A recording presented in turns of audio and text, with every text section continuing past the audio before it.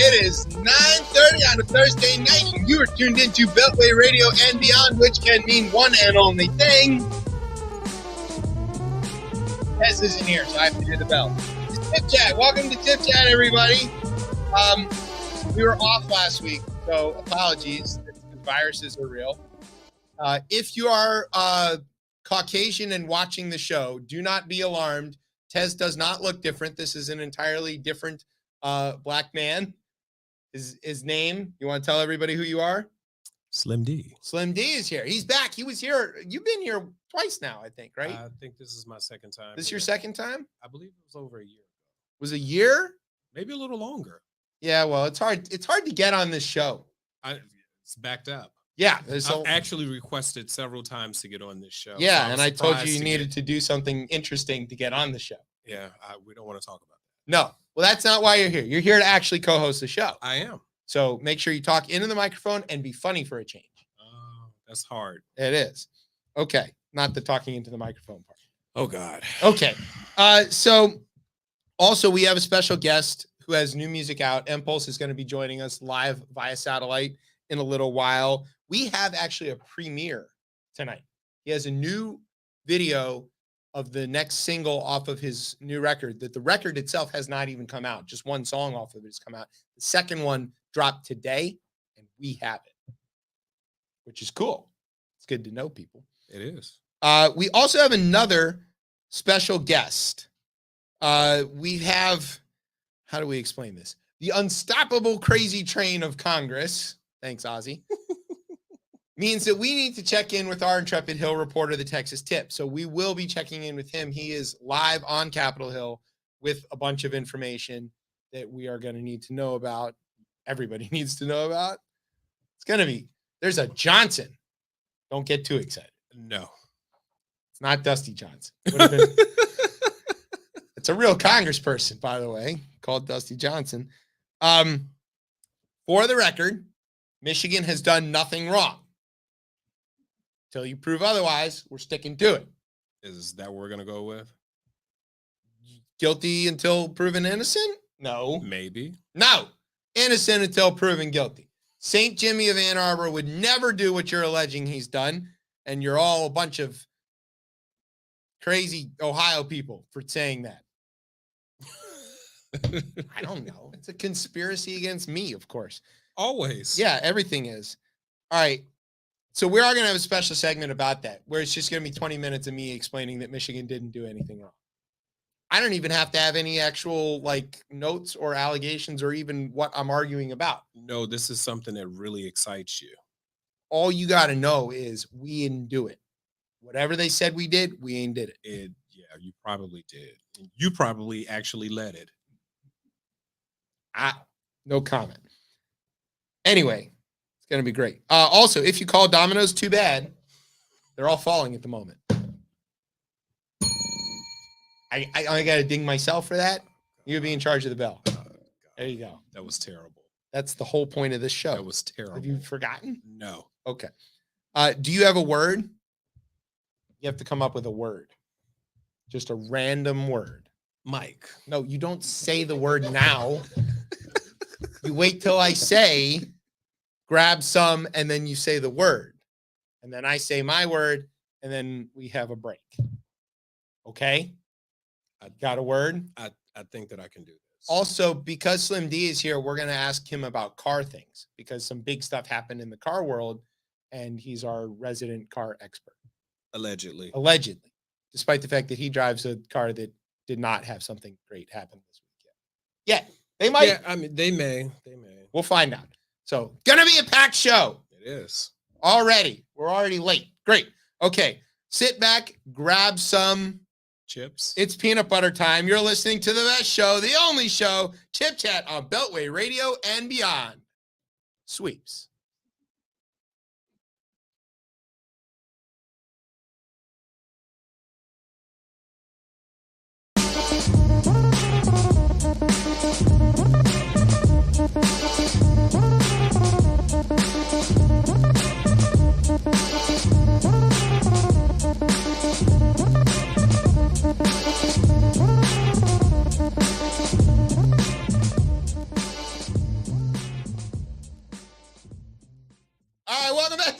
we're at Philly Radio and Beyond. I'm your host, Chip. That was bad. You can go ahead and open it. It's just gonna make a lot of pop. People are gonna know we're having fun on the show. No, that's not the goal. We're supposed to talk about former President Donald Trump. Yeah, the former guy.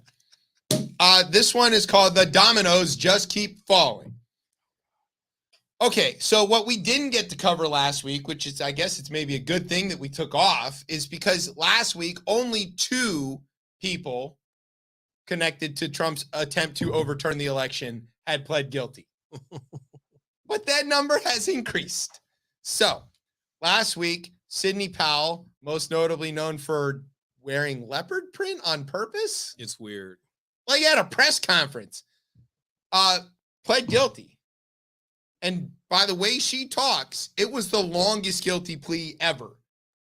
I'd like to say that Hugo Chavez and the Chinese government and my hairdresser from outside of Dallas have all pled guilty to my terrible fashion choices. You really enjoyed this, didn't you?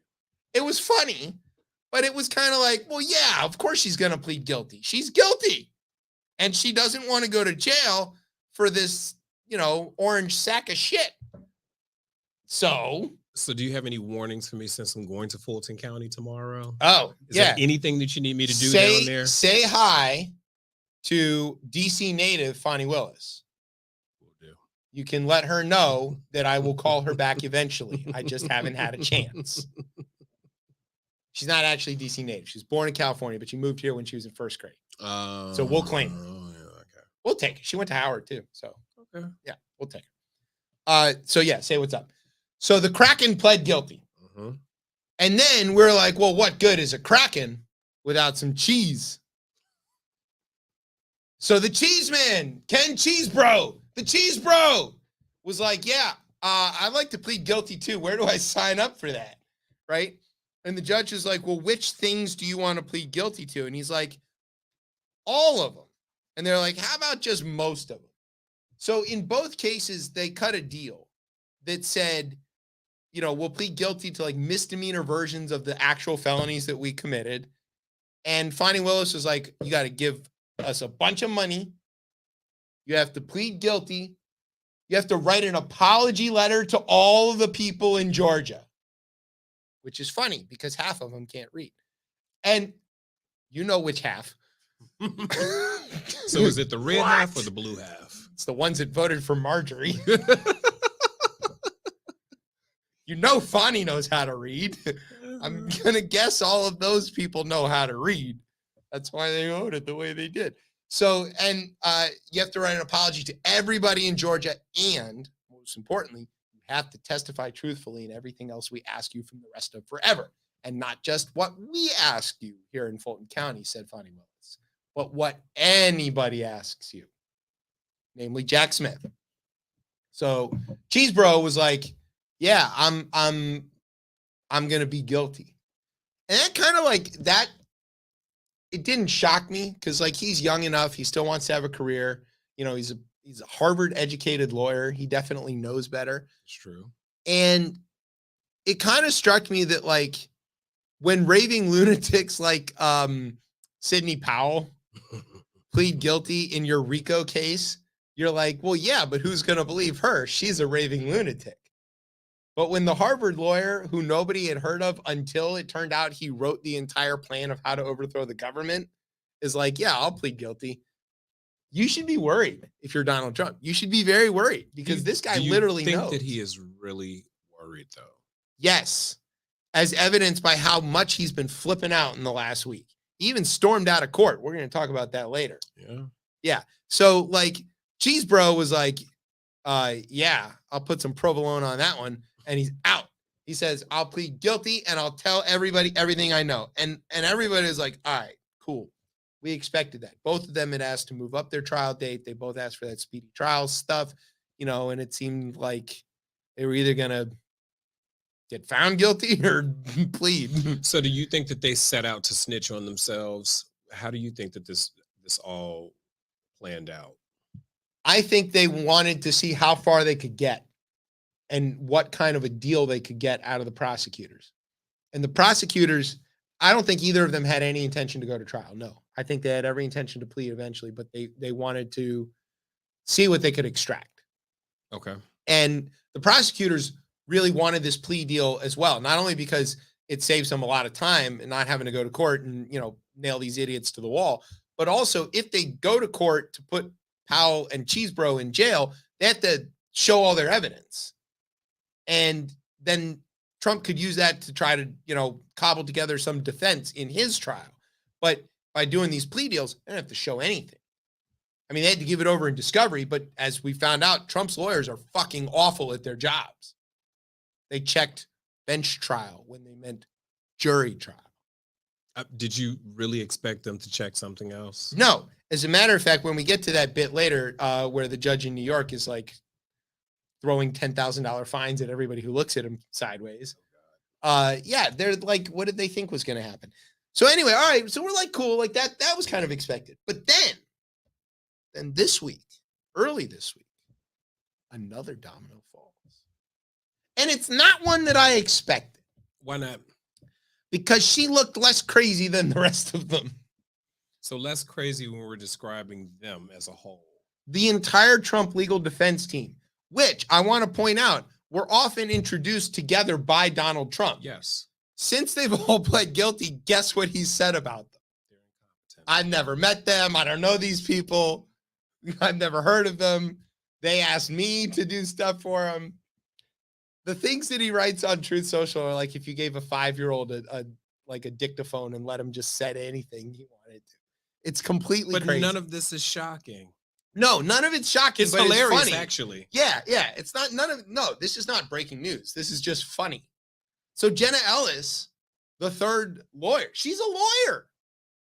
That lady right there. You look at her. She's a lawyer. She doesn't look exactly like a lawyer, but she doesn't look like out of place in your neighborhood, right? She looks like a regular person. Oh, in my neighborhood. Maybe in your neighborhood. But, yeah. Well, you better watch out. Your neighborhood's going to be full of girls who look like that. And then it's going to be time to move. It's a few.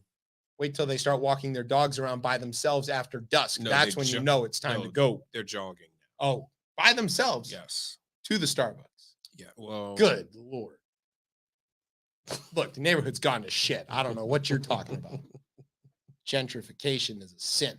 So, Jenna Ellis, chief gentrifier, we're just going to call her that from now on, was like, yeah, I have a life. I think she has kids. Brian, does she have kids? I don't know. Brian's going to find out. She might have kids. Brian's going to make sure she has kids if she doesn't. Who do you like better, Boebert or Jenna Ellis? Boebert. Oh, he's still on the Bobo train. All right. Well, no, we always got to check. Brian's got a thing for Republican women. Yeah, especially 30-something-year-old grannies. So Jenna Ellis is like, yeah, I want to plead guilty too. And they're like, your trial is in for months. And she's like, no. I'm not waiting months to plead guilty. I just want to get this out the way. Just want to get out of here. By the way, I got a lot of stuff to tell you. She has more to tell than almost anybody because she was directly involved with Rudy in all of this stuff.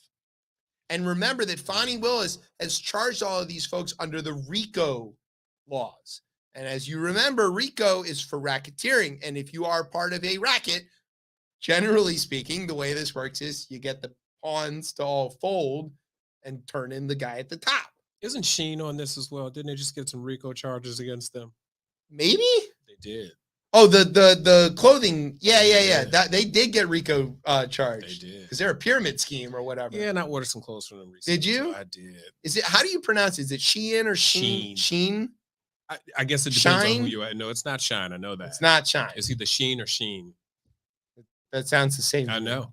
You're not helping. What did you order from the pyramid scheme? Probably something else made in a sweatshop. Yeah, well, duh. Yeah. But I mean, article of clothing, shirt, hoodies, pants, hoodies. You bought a lady's hoodie. No, I bought male hoodies. Oh, But the lady hoodies I don't think is comfy because the male hoodies are really cheap. Wait, how does that track? So the male ones are supposed to be thicker. The females are the material was thinner. Okay, because they don't need protection from the cold. Listen, I didn't make this up. I'm not a part of the sweatshop. You're part of the patriarchy. I support it. Yeah, I right. You support support the sweatshop and the patriarchy. Okay, great. So Jenna Ellis is like, yeah, that's it. I'm going to jail. I don't want to go to jail. Maybe I don't want to. Maybe I got stuff to do.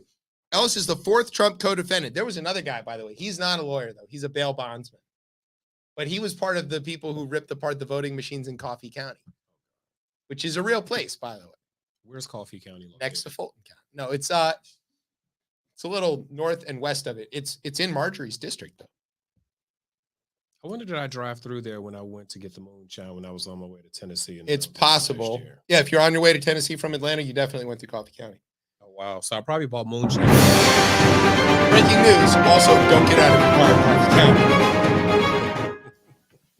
All right, Jenna Ellis. She has 2 sons, but here's the surprising. She has 2 husbands, too. Whoa, at the same damn time? No. Oh. She was married briefly to one person before her current husband. So Gotcha. Right. So there you go. She was like, I don't want to still go for Bobo anyway. Still picking Bobo. Yeah. So she didn't want to be away from her second husband forever. So she turned state's evidence. He was like, God damn it. Almost got rid of her. It would have been great, right? She go to jail. He gets to keep the kids. Everything's perfect. You want to be married to somebody who tried to overthrow the government? They probably talked about it at night. They did, because one of the noticeable things about Jenna Ellis's plea that was different from everybody else's is she cried. Do you think it was real tears, or do you think it was Karen tears? Oh, no, it was real. But why is this funny? Because on Twitter, when she used to say things like, Trump won and you liberals are just sad about it or whatever. Do you follow her on Twitter? No. Somebody responded back. I think it was the Tiedrick guy was like, you're a crazy person who tried to overthrow the government. And her response was, quote, cry more. And sounds now, like something you would say, cry more. Yeah, but now she's crying. I'm not crying. She's crying. Now it's Jenna's turn to cry. Yeah, right. Very funny. So she had to issue an apology to everybody. And then she implicated Rudy. She's like, look, I didn't know what was going on. Rudy told me what to say. Good old Rudy. Rudy. You think Rudy's going to flip? At some point, I do believe that he is going to flip, and then you're going to see that line running down the side. He's going to melt. He's not going to flip. I can't wait. I hate his guts. He's like, listen, boss, I had no choice. They were going to throw me in jail with all those homeless people I tried to kill. All right. And finally, speaking of dominoes falling, it to Mark Meadows. Now, if you paid attention during the January 6th hearings, we met Cassidy Hutchinson for the first time. She's Mark Meadows' former top aide. I don't know what to call her exactly. He was chief of staff, so she was his chief of staff, something like that. They shared an office. She was there, and she told this whole story about how on the day of January 6th, Mark Meadows seemed disconnected. He was on his phone. He was saying things that were kind of apocalyptic. She was kind of worried, and all of this stuff. And then we had some other stories about him voting illegally and having this trailer in North Carolina where he doesn't live and all this kind of other stuff. But then he wrote this book, and the book was like, let me correct some untruths about me and Donald Trump. That's what he billed the book as. He went on Fox News everywhere and sold the book, millions of copies of the book. Turns out he was lying. He's lying. He's lying about everything. Pretends to be shocked. Yes, right. Former President Donald Trump's final chief of staff, final is the important word there, Mark Meadows has spoken with special counsel Jack Smith's team at least 3 times this year, including once before a grand jury, which came only after Smith granted him immunity to testify under oath, according to sources familiar with the matter. Why, oh, why would somebody give you immunity? Because you know something. Usually. And you don't want to say because you don't want to go to jail. And then they go, you know what? We'll let you go. You just tell us about what the other guy did. This is going to be interesting. Keep going. According to sources, Meadows also told federal investigators that Trump was being, quote, dishonest with the public when he first claimed to have won the election only hours after polls closed November 3rd of 2020. Shocking. He had to say that part under oath, though. He was being dishonest. Obviously, we didn't win, a source quoted Meadows as saying. Right. Obviously. Trump has called Meadows, one of his closest, highest-ranking aides in the White House, quote, a special friend and a great chief of staff and as good as it gets. Although I can guarantee you that the second this stuff, like, comes into real court and gets used as evidence, Trump's going to be like, I never heard of him. Mark Meadows is nobody. Yeah. I've never even met the guy before. I've never met the guy. You'll be like, what's all these pictures of you? And look, I shake a lot of hands. A lot of people want to meet me. It's just like. When did you get his voice down packed like that? I don't know. It's because it was not like this years ago. I didn't want to get good at that one. Like I get good at some of these because I work at it. And then other ones, it just sort of happens. But do you have the hand gesture too? Yeah, the hand the thing with Trump is that you got to do the hand, the weird accordion thing. But you also have to ball your lips up in the perfect O. Yeah. Wrong. You're wrong. False. Right. Yeah. You are fake news. You also have to be kind of like demonstratively, for a guy with very small hands, he's really into using his hands for a lot of stuff.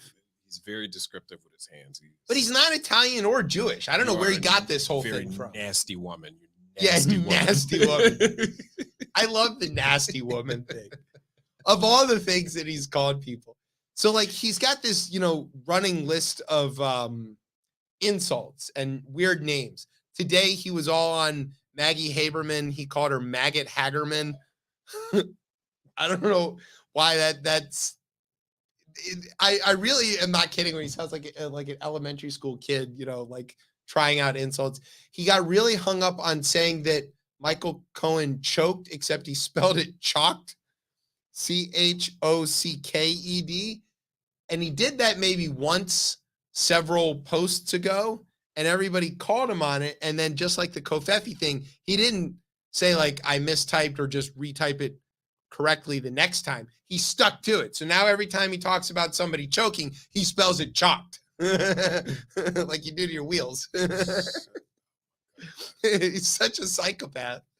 He's hilarious. Yeah, he is. But also a good 70-something million of your fellow Americans believe that this man is the Messiah. It's probably more than that. It might be by now. Although, I don't know. Normally, the numbers go up every election, right? Because the population expands. But the core demographic that votes for Trump has decreased drastically since the last election, due in large part to COVID and their refusal to do anything sensible about it. And two, they're old and they're gonna die. So they're not gonna vote. Also, Trump told everybody not to vote. It's like, don't worry about voting. We have plenty of votes. That's literally what he said. Watch the other people vote is what he told them. Oh, God. It's pretty good. Okay, here's what we're going to do. We're going to take a break. While we take a break, we're going to play a song from our guest tonight. Not one of his new songs, but a good song. Is this the new video too? This is not the new video. This is just this is an older but very good video. Okay. So we're going to play that. And when we come back, we're going to have the rundown with the special Texas Tip Congress edition of the rundown. Y'all ready for this? It's going to be amazing. All right, you're listening to Chip Chat on Beltway Radio and beyond. Sweeps.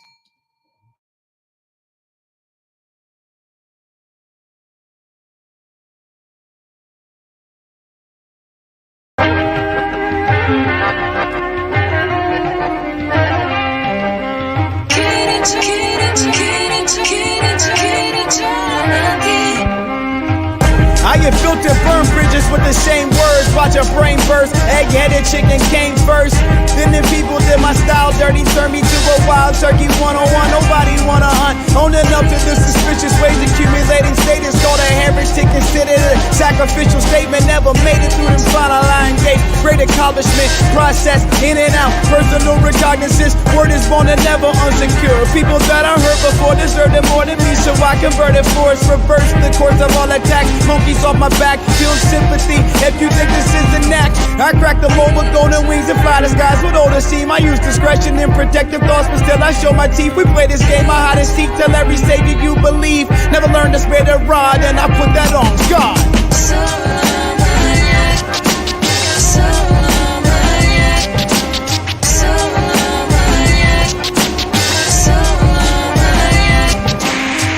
In your thoughts for every victim you forgot. I let the guilt strike them silently, confine them to the clock. Not the type to stop the voices, but choices they provide are non-destructive in the nature. They're also quite exciting, biting the dry, the hide of the last bison that died, fighting the proudest and loudest. The pride that's on desire, nicest. My advice is always better. I have little emotion, disassociated normally, misfortune in the focus.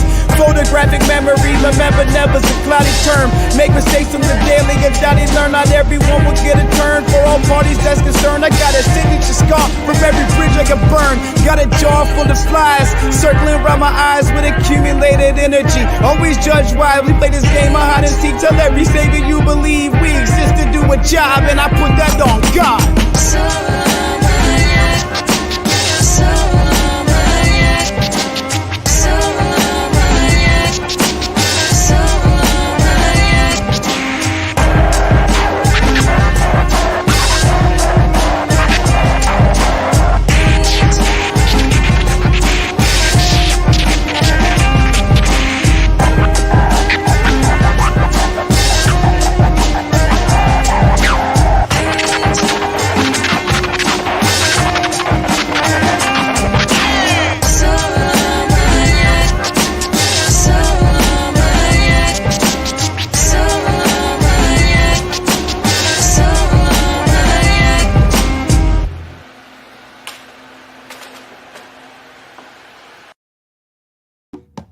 I don't want to see him kissing goblins,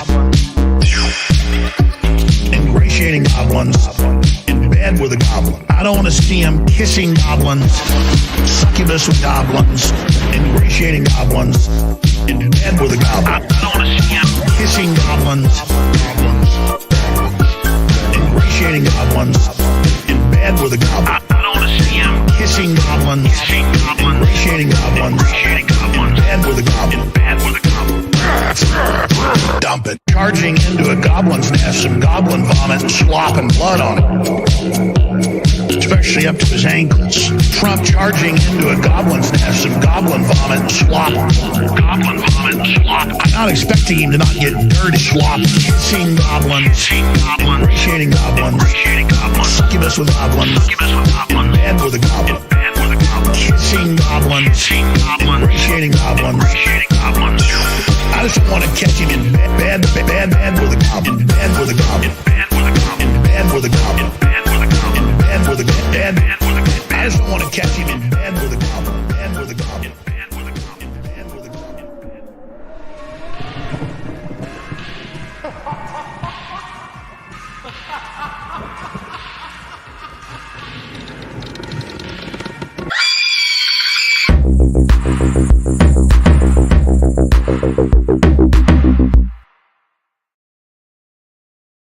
Morning, everybody.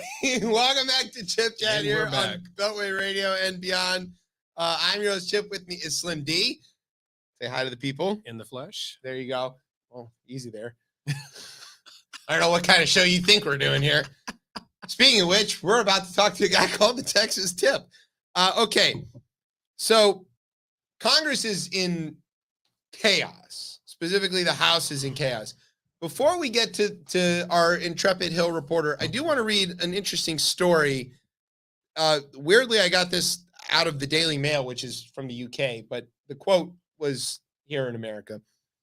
In another sign of the inner GOP chaos, Representative Ken Buck said that he would vote for Majority Whip Tom Emmer, the House's number 3 Republican, for Speaker because he doesn't like him. Buck, one of 20 Republicans who opposed Jim Jordan's bid for Speaker, voted instead for Emmer on Tuesday. Do you really want Tom Emmer to be Speaker? CNN asked the Colorado Republican. No. No, I don't like Tom Emmer, Buck replied. Oh, I God. figured this would be the worst job in America. Mike Rowe would not want to do this for his TV show. So he was like, yeah, fuck that guy. I'm going to make him speaker. This is a train wreck. Yes. And it got substantially worse because they finally did elect the speaker. Speaking of which, Mike Johnson is the new speaker. He's been called Jim Jordan with the jacket. That's about the only difference. And better hair. They say he has better hair. Yeah, I didn't write that one. He was the one who filed the court brief to decertify the electors. So, believes in democracy that he's nominally about to be in charge of. As Alexandra Petri noted in the Post, in a weird twist reversal, he actually believes in the outcome of elections now. Oh, Because shocking. he's won one. Okay, he looks like a stock photo of, quote, congressman. Not congressman, congressman. If you go to your Spirit Hollywood or Spirit Halloween, is that what it is? Yeah. Spirit Halloween. And you go like, yes, I'll take one congressman outfit, please. You get Mike Johnson. Hilarious. He's from Louisiana. Doesn't blue sound state. like it, but he's from Louisiana. He also made this great joke about how his wife had spent all week on her knees and she was very worn out. Oh, Then he God. clarified it was about praying. To Then who? yeah. Don't know. Definitely he will get vacated within a year. There you go. Okay. Joining us. Oh, wow. Yeah.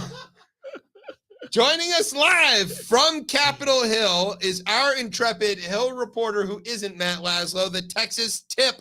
Welcome, Tip. Y'all need Jesus in your life. Yes. That's all I have to say. But look, Chip, I'm mad. I'm big mad. Just as soon as I sign my lease on the speaker suite and I get my little money-making idea up and running in that space, you can see it right there. Yes. We I come see it. along and we elect a speaker. Disgraceful. Hurting the economy. Bad for business. I'm just a small business entrepreneur out here trying to make the economy work, and they ruined it by electing a speaker right in the home stretch of when my business was going to go gangbusters. Couldn't wait till November 1st. I would have cleared out faster than Nancy Pelosi. Nope. Get out now. We need the space. Well, that leads us to the topic of the day. This. Oh. Yeah. Mike But Johnson. enough about my trials and tribulations. Let's talk about the new speaker, Mike Johnson. Yeah. Honestly, it was just a matter of time until the members elected a Johnson to lead this body. I mean, I'm no Lauren Boebert, but you can't turn around in this joint without rubbing up against a Johnson. There's Mike, the Oh, speaker, God. Ron, the senator from Wisconsin, Hank, the Buddhist from Georgia, who's worried about the equilibrium of Guam, Bill from Ohio, and then there was my personal choice for speaker, but he just couldn't get his support up in time. Dusty Johnson. I hear that he had the support of our good buddy Richard Hudson, the NRCC chair. Yeah. But Congress isn't just limited to today's Johnsons, Mike. There's a rich history of Johnsons rising to the occasion to serve their nation as members. I mean, just off the top of my head, there are two Alberts, former VP Andrew, a guy named Cave, another guy named Gove, a dude named Biz with two Z's, more Henrys than you can shake a stick at, enough Jameses to have a starting five on the court with a six-man off the bench, Jed and Judd Jr. from Oklahoma, Lee Leroy Luther, and former VP and POTUS Linden, who, as you know, Johnson. Yeah. I mean, there's been a Magnus, a Noadiah, a Noble, a Royal, and then my two personal favorites, Richard Mentor Johnson and William Richard Johnson. But Yes. You're right. We're here to talk about Mike Johnson, former Republican Study Committee chairman, former Republican conference chair, and now the speaker. Been a member since 2016. Never really been challenged in his district. It's unclear if he can rise to meet this new challenge, and that he's never really faced anything like this before. Top GOP hands hope, and this is a direct quote from a well-placed insider, that he is, quote, a grower, not a shower, particularly since he hadn't shown us much, at least not yet. But you have questions, I reckon. So, why don't we open with those? All right. So, as the foremost Johnson expert on the panel, Johnson and Johnson. yeah. Shout out to my vaccine that brought my smell and taste back. I took the Johnson. Not the same guy though, right? Different one. Yeah. How much magic does this Johnson have in the tank? Well, right now, he seems to have a lot of magic in the tank. Everybody seems to be on board with Johnson. Even the ladies are back in his bid. Yeah, I saw the shut up lady. Who was that lady who was yelling shut up? Virginia That's Fox? Virginia Fox. Yeah. That's What Virginia the hell Fox. is wrong with her? Well, she takes a little bit of umbrage at pushy reporters. And so you got to be careful when look, Let's be clear Virginia what Fox she was saying. Virginia Shut up Fox is about. here for two things: knit sweaters and tell reporters to go to hell. And she's all out of yarn. Right. So maybe a trip to what Mike. was she yelling shut up about? They kept asking Mike Johnson about his position on the issues, which, as you know, is completely unfair. Everyone knows that you get weeks, if not months, before you have to answer those kinds of questions to Speaker of the House. Sure. He's obviously well prepared for the job if he needs an old lady named Virginia yelling shut up on his behalf. Well, I will say this. The best quote, I think, there have been so many great quotes and things to come out of this whole election thing. Harriet Hageman showed up at one of the Republican conferences with a lasso and said she was there to help round up votes for, I don't know, maybe it was Jim Jordan. Who knows? That was during Jim Jordan's second one. Yeah, that's true. Somebody asked Kathy McMorris Rogers why no women were running for speaker, and she said, "We're smarter than that." Also true. You can't argue with that. She's right. Okay, so of the people who did not win but did receive votes in the last several actual House floor roll call votes, right? Yeah. Several people voted for Kevin McCarthy again, even though he wasn't still running and they didn't want. Several voted for Steve Scalise in protest. Yep. Voted for some rando other congressman. Who was there was Lee Zeldin, former member from New York, that the New York moderates voted for. Yes, but who also, former speaker, received the vote during this John election? Boehner. That's right. John Boehner received the vote for speaker again. He could be heard yelling from Ohio, "Oh, hell no, I'm not doing that shit again." That dude's got his pack of smokes and his red wine, and he's making a ton of money selling weed. What a shit show. Yeah, he's got like a major cannabis operation going.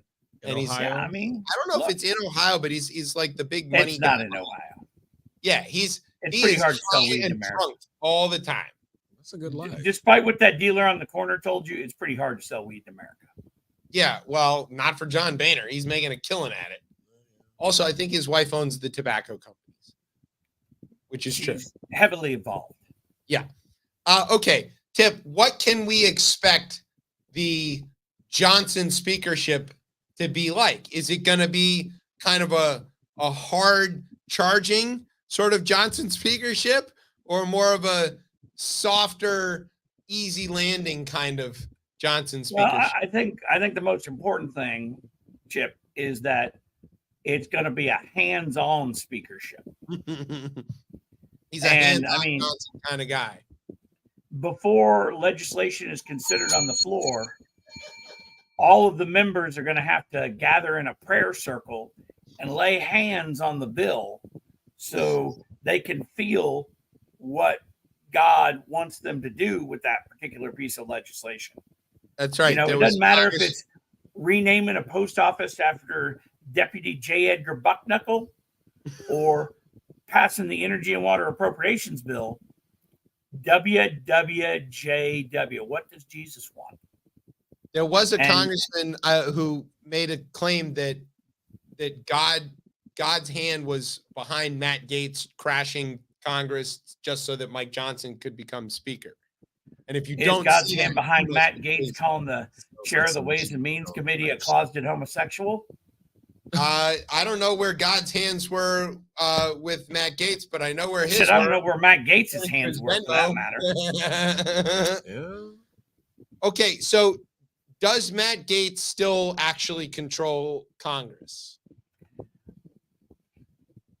Yes, in that he is willing to do anything to anyone.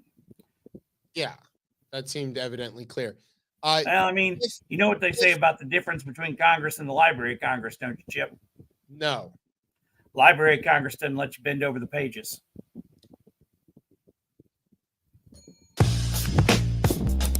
That's a Mark Foley joke. Yeah, it is. Well, hell, Anybody it has could have to been a read. Matt Gaetz joke if we still had pages, but My guess is that pages are a little too old for Matt Gaetz. yeah, maybe. Maybe. I don't know. Some of the younger ones, I guess. I don't know what the cutoff is these days. According to his We had memo. 14 and 15-year-olds. Okay, yeah, Matt Gaetz is in. That sounds like a real R. Kelly. 100%. Okay, before we let you go, Tip, we do want to know what sort of inside dirt is there? I mean, nobody knows who this guy is. Is he a very clean sort of Johnson, or is he maybe a bit of a dirty Johnson that we just don't know about? Well, I mean, there have been rumors that he does have some Hispanic blood in his background, which would make him a dirty Sanchez. But, you know, that's unproven at this time.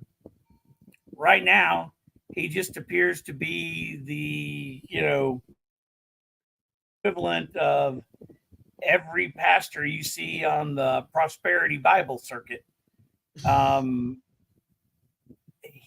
He looks to be bulletproof right now, but time will tell. Yeah, what's going to happen when he has to preside over the results of the next election? Uh-oh, we froze the tip. We Hear broke you. it. Can you hear me? Yes, we can. There we Go go. ahead. I'm sorry. What was your question? The question is, what will happen when he has to preside over the certification of the results of the next election?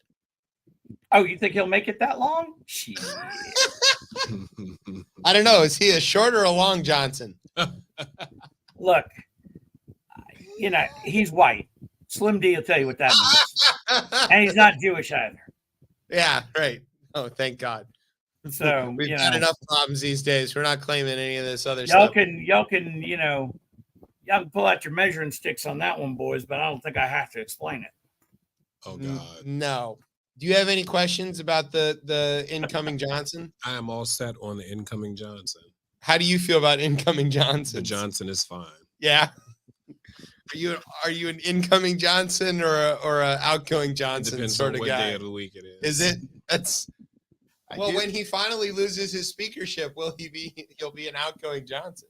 He'll have been in and out like every other Johnson. or around the way Johnson. Oh No, hey there. We do have You know, it would be really terrible if someone had to reach around him and yank him back. right. Oh, we have the theme song. yeah, we have a theme song for the incoming speaker. Oh, we do. Okay. Well, I don't get a theme song, but No, this you got Johnson your- gets a theme song. All right. No, you're not a Johnson. You don't get a theme song. Okay, Brian. What's the Johnson theme song? Here we go. This dick.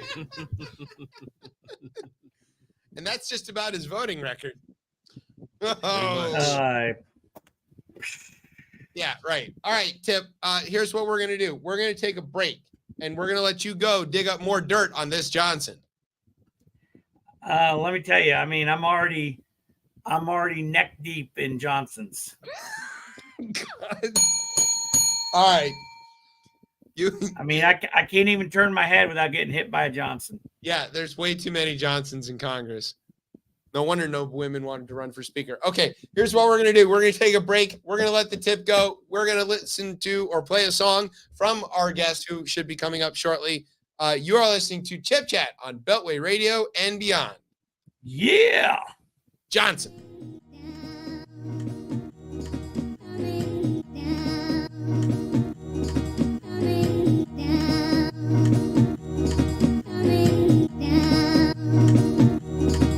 I got a problem, I'm painfully aware, but I don't care. The clock is ticking, just don't be there when it moves. Nothing you can do when it detonates. Better make escape plans now because it's getting late. I got a problem, I'm painfully aware, but I don't care. The clock is ticking, just don't be there when it moves. Nothing you can do when it detonates. Better make escape plans now because it's getting late. I'm gonna talk about myself for the interim. If I'm not the GOAT, then there isn't one. I break the sun, wonder where I get it from. Hit and run, isn't fun counting down the seconds of your last minutes. Finish up, vast difference from the diaphragms to the vast deference. For my kids, I pack lunches. For my foes, pack weapons. Rap better than anyone I've ever met. Yeah, I said just nod your head, rest comfortable, cause currently it's not a threat. Thread that I'm hanging on is weathered, so I watch my step. Many things we're dying for, one of them is not a rep. The potter left the shop, and we remodeled all this clay.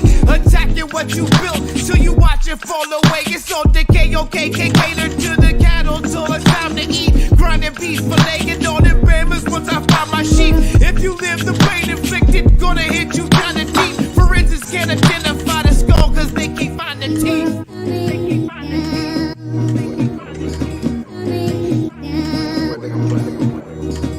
I got a problem, I'm painfully aware, but I don't care. The clock is ticking, just don't be there when it moves. Nothing you can do when it detonates. Better make escape plans now because it's getting late. I got a problem, I'm painfully aware, but I don't care. The clock is ticking, just don't be there when it moves. Nothing you can do when it detonates. Better make escape plans now because it's getting late. Not a warning, but a formative opinion. There's horror that's envisioned with my sort of disposition, correlated with the sorted or core condition, fourth dimension, tussle with a mortal henchman, carrying out important missions. This was my elevator, simply doesn't reach. Doesn't mean a tongue-in-cheek approach is what you wanna keep. Underneath it all, it's microscopic. Bear in mind, I'm misanthropic. Don't think that I will whoop you cause your kids is watching. This is not negotiation. You don't get an option, daring you to diss me even privately. Booking and rocking when it's locked and loaded. Hold your focus on your over whip. Notice hesitation when you close your fist. Open it, go and get whoever gas you up with grand illusions and abuse them. They're not your fan to watch they man lose and bamboozle. Can't fool you, blam through you, blend you kinda deep. Forensics can't identify the body, they can't find the.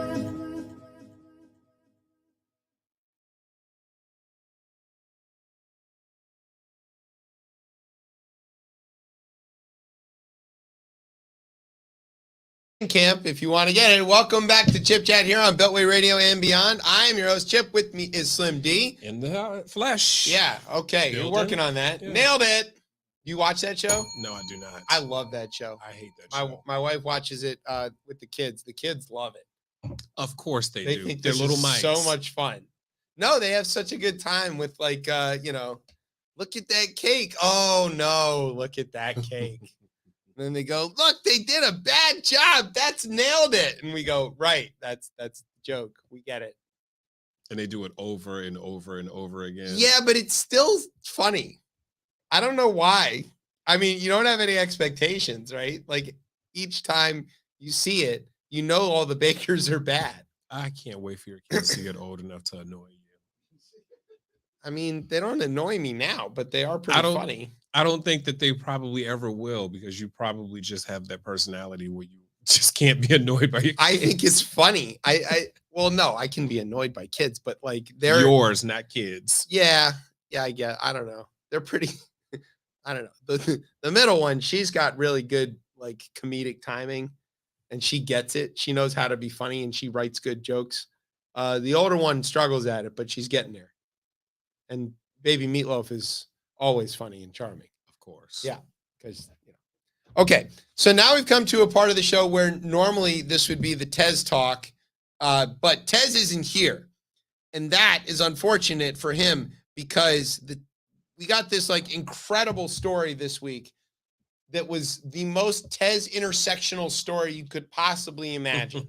Look at these dead ass birds. There you go. So to let everybody know, if you don't know, Tez loves golf, like a lot. Like he plays basically every week. Maybe he would play every day if you let him. Like the guy loves to golf. The other thing he cares a lot about is climate change. Oh, so he's at a crossroad with this one. Yes. So usually this segment is about how climate change is bad and it's coming for us and we're all going to die. Hence the dead ass birds. However, we learned something this week. What did we learn, Slim D? About what? About a golf course. It's in the paper. So I have mixed things about this golf course because I'm not 100% clear on all of these trees. So when I read this, I read the article, and I also I looked at an article on Instagram about it. And they said that these trees are just overgrown, almost like weeds. Yeah. And so everyone is in an uproar about 1,262 trees, but yes, they're saying allegedly that these trees are like weeds that are just overgrown. Yeah, they're just going to remove them. Some of them aren't like full-size trees, maybe. They call them intruders. Yeah. Or So- maybe they're an invasive species, some of them. Pretty much. I mean, they just are overgrown and they never had the money to do it. So everyone is in an uproar and they're like, oh my God, they're getting ready to cut down 1,200 trees. But they're not really 1,200 trees is what you're saying. No, it's literally 1,200 weeds 1,200 weeds. that are overgrown and In that have turned DC, into shocking. trees.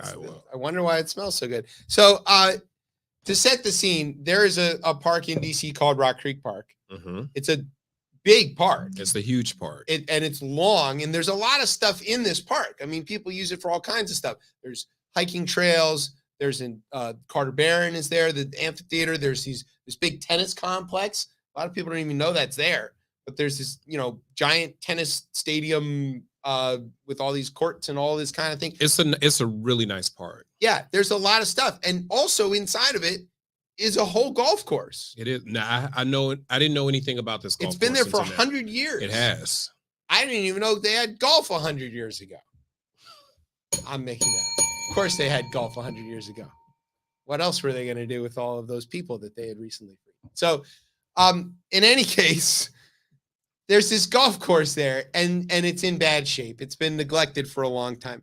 I think Rock Creek Park belongs to the feds, though, doesn't it? It does. So the feds were the ones who were like, hey, we got to fix this golf course. Correct. And they were like, by the way, that's going to involve cutting down a lot of trees. 1,262. So, like, look, I get it. I have trees in my yard. Sometimes, like, little saplings or whatever grow up. I have two that are growing in my yard. Yeah, and they're like 6 or 7 feet tall. They're like maybe an inch thick. They're not really like trees. They're weeds. And you got to cut them down so you can finish mowing your lawn or whatever. Yes. So is that what we're talking about here? That is what we're talking about. They're not talking about like full trees made of wood. No, we're not talking about oak trees. Okay. No, these are really weeds that have just grown into trees. Huh. Wonder what Tez would think. But I don't know. I did not go out there and do a count myself. Considering you just found out that this golf course exists after it's been there for 100 years. I really don't. Which is almost your whole lifetime. No, not quite. I'm 75. Yeah, right. You're almost there. Happy birthday, by the way. You just had it. It was. It was a month ago. Yeah, well, actually, a month ago tomorrow. I haven't talked to you really so much. I know since you then. avoid me. Yeah, yes, I know. at like all a plague. costs. But yeah. So happy birthday. Thank you, sir. You don't look a day over 75. So that's 76. Yeah, that's good. You're doing great.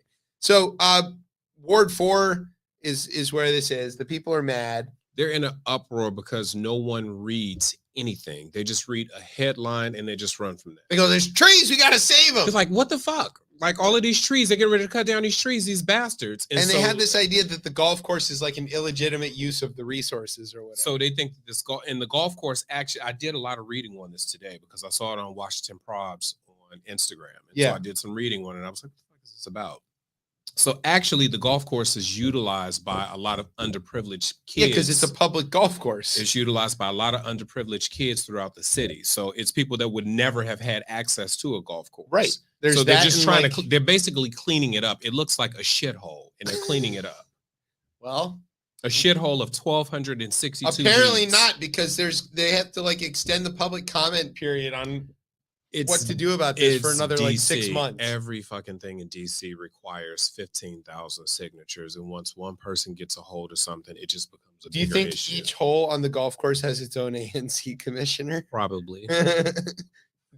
You know, if they wanted to put a dog park there, I guarantee they would have got it passed immediately. Or is it the pickle court? What the is it? pickleball. Yeah, they're building this giant pickleball thing. They're building these fucking things all over the city. So They say it's good for the old people.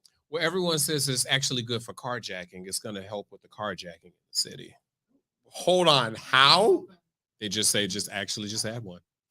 That's fine. Okay. Here's what we're gonna do. Our guest has finally arrived. We had a technical glitch, but Brian fixed it. Brian's much smarter than I am. That's why he gets to sit at the computer. I just talk into this can. I know this from firsthand knowledge. Yeah. So without further ado, let's talk to our guest. Impulse is a musician, producer, political activist, cultural icon. He's released dozens of tracks recently. And tonight, we're going to get to premiere his newest one a little later after we talk to him. So first, we want to talk to him. Impulse, welcome back to Chip Chat. Welcome. Well, first, I'd like to apologize for my tardiness. No worries. We're blaming the internet. It was Zuck's fault. Yeah. Well, that works for me, because that'd be one of the few things I've been blamed for lately. So we'll take that. Yes, we're going to get to that in a minute, because before we play your new video, we're going to have you set that up and see what it is you may or may not have But done. how's everyone doing tonight? How's everybody doing? We're Good. We're doing okay. I don't know. It's a little warm in here. It is slightly warm. I just unzipped. Yeah. You unzipped your man hoodie. Just If you had one You of those, unzipped your manhood? Sorry. My bad. I heard it you. No, you missed all the Johnson jokes earlier, but that was on time. Yes. That was perfect. It was Yeah. That's what we have you here for. All right, so your new record, it's called Fall Sounds. Despite the temperature in here, we are approaching fall.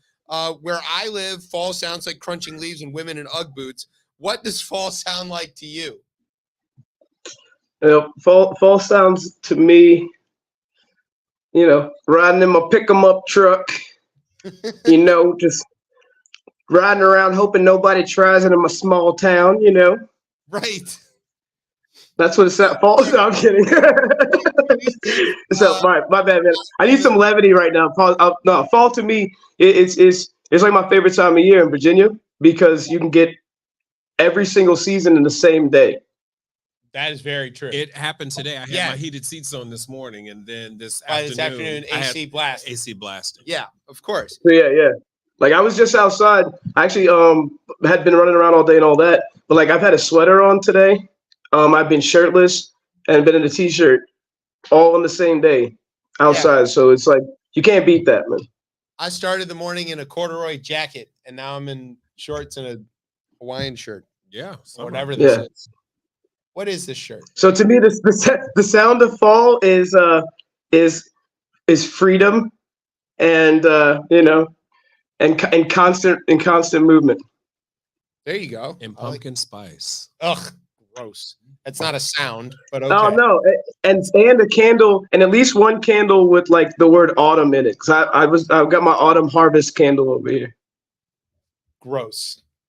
Don't at me. I don't know I don't know what the sound of this is, but no. You know what this means. You're too proud. You know what this means. On to the interview. We're real journalists, and we're gonna continue ahead. The new Teeth video, which we just played, it has a pretty heavy concept, but it's got a very upbeat presentation. And I think it's it's probably one of your most radio ready songs that you've done. How did you come to that? So on the Fall Sounds project, it's a really personal project within topic driven and things like that with the overall arcing concept. And I decided I need at least one song that was like one of those I'm better than you, semi braggadocio songs, but it still turned into more like just an honest statement of who I am. Like I meant to go like I'm the better rapper. And I said that like 2 or 3 times. And then very quickly into the project, I literally was like, you know what? this is the only time I get to warn people about my disposition without me looking mean or aggressive. If I make it rhyme, then I can say whatever I want. So here's where I tell everybody, like, my appearance is a warning. Like, I mean what I say. Like, I will do the things I say. I don't make promises. I don't make jokes. Like, take me very seriously. If you're uncomfortable right now, then you're very intelligent. You have self-preservation skills. And so I figured in nature, the way an animal lets you know all that without saying anything is just shows his teeth. The second you see teeth, that means I will use these on you when I feel like it. And I will stop using them when I'm no longer amused with what they do to your body. Huh. So that's what teeth is. So just to point out, I'm in that video, and usually when I'm in a hip hop video, it goes viral. So just if you get super famous, I take credit for that entirely. And I want to thank you. I want to thank you actually for that, because the funny thing is no one heard the song first and nor knew the concept. And that was my favorite part. Everyone thinks they're just committing to some goofy, not goofy, but like, oh, Derek has a new idea. I've never heard of this. He wants me to brush my teeth. This is playful. And it wasn't. You guys had no idea, but you became a part of an amalgam that I got away with telling people, stay away from me unless I talk. If I don't talk to you, don't talk to me. If I don't shake your hand, don't shake mine. If I don't tell you that we're friends out loud, then think that we're not. You know what I mean? I got away with saying that, and you guys helped me. So thank you. I feel like if it goes viral, it'll save me a lawsuit, maybe. Yeah, maybe.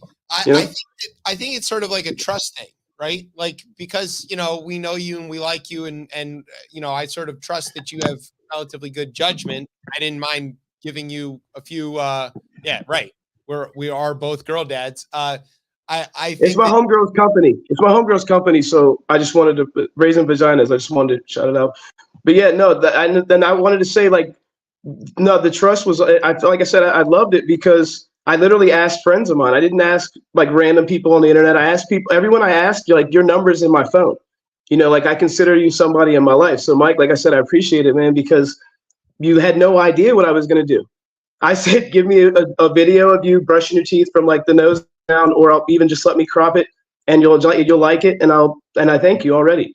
And you asked me like how long, how much time, you know, it was just like, oh, okay. No one that's in the video asked me anything. So no, trust. I actually hadn't thought of that. I appreciate, so I want to say out loud, I appreciate all you guys trusting me not to do something obscene or, you know what I mean, or vulgar with an intimate thing. Because if you think about it, brushing your teeth is an intimate practice. Excuse me. People like go live and do a lot of things. You don't see people doing like self-care and stuff like that. Like, hey guys, while they're clipping their toenails and shit. So someone actually doing that, I never actually thought about the vulnerability of it. So I appreciate that. Like I said, on a real, like on a separate from music. I hadn't even thought about that. So I thank you. Well, you're very welcome. Not to get all serious. I know your show's usually like not like that, but like, just like I said, this is a personal moment or whatever between me and you. But for real, I hadn't even thought about that. I appreciate you. Well, that's great. No, this show sometimes is very serious, and you know, you and I we keep missing each other at events and stuff, which kind of sucks.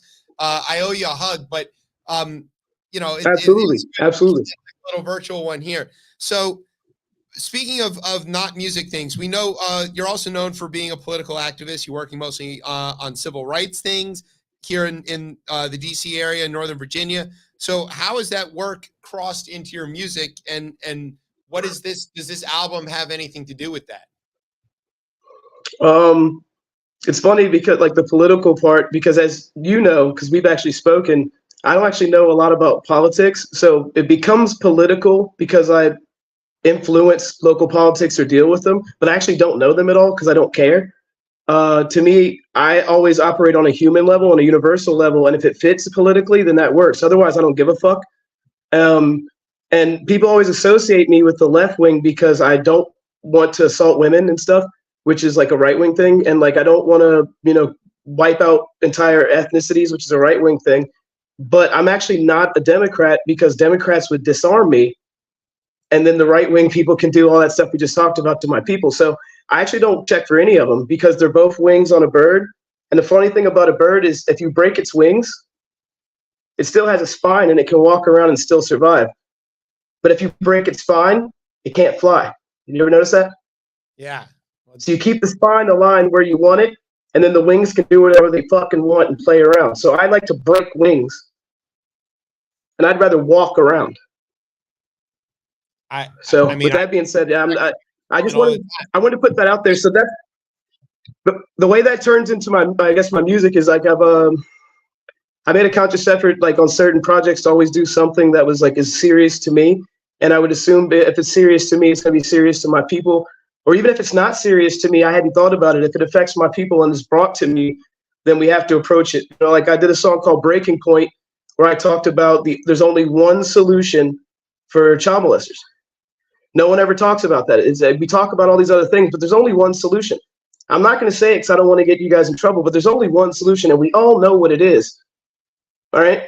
Like it's a waste to pretend that rehabilitation is an option.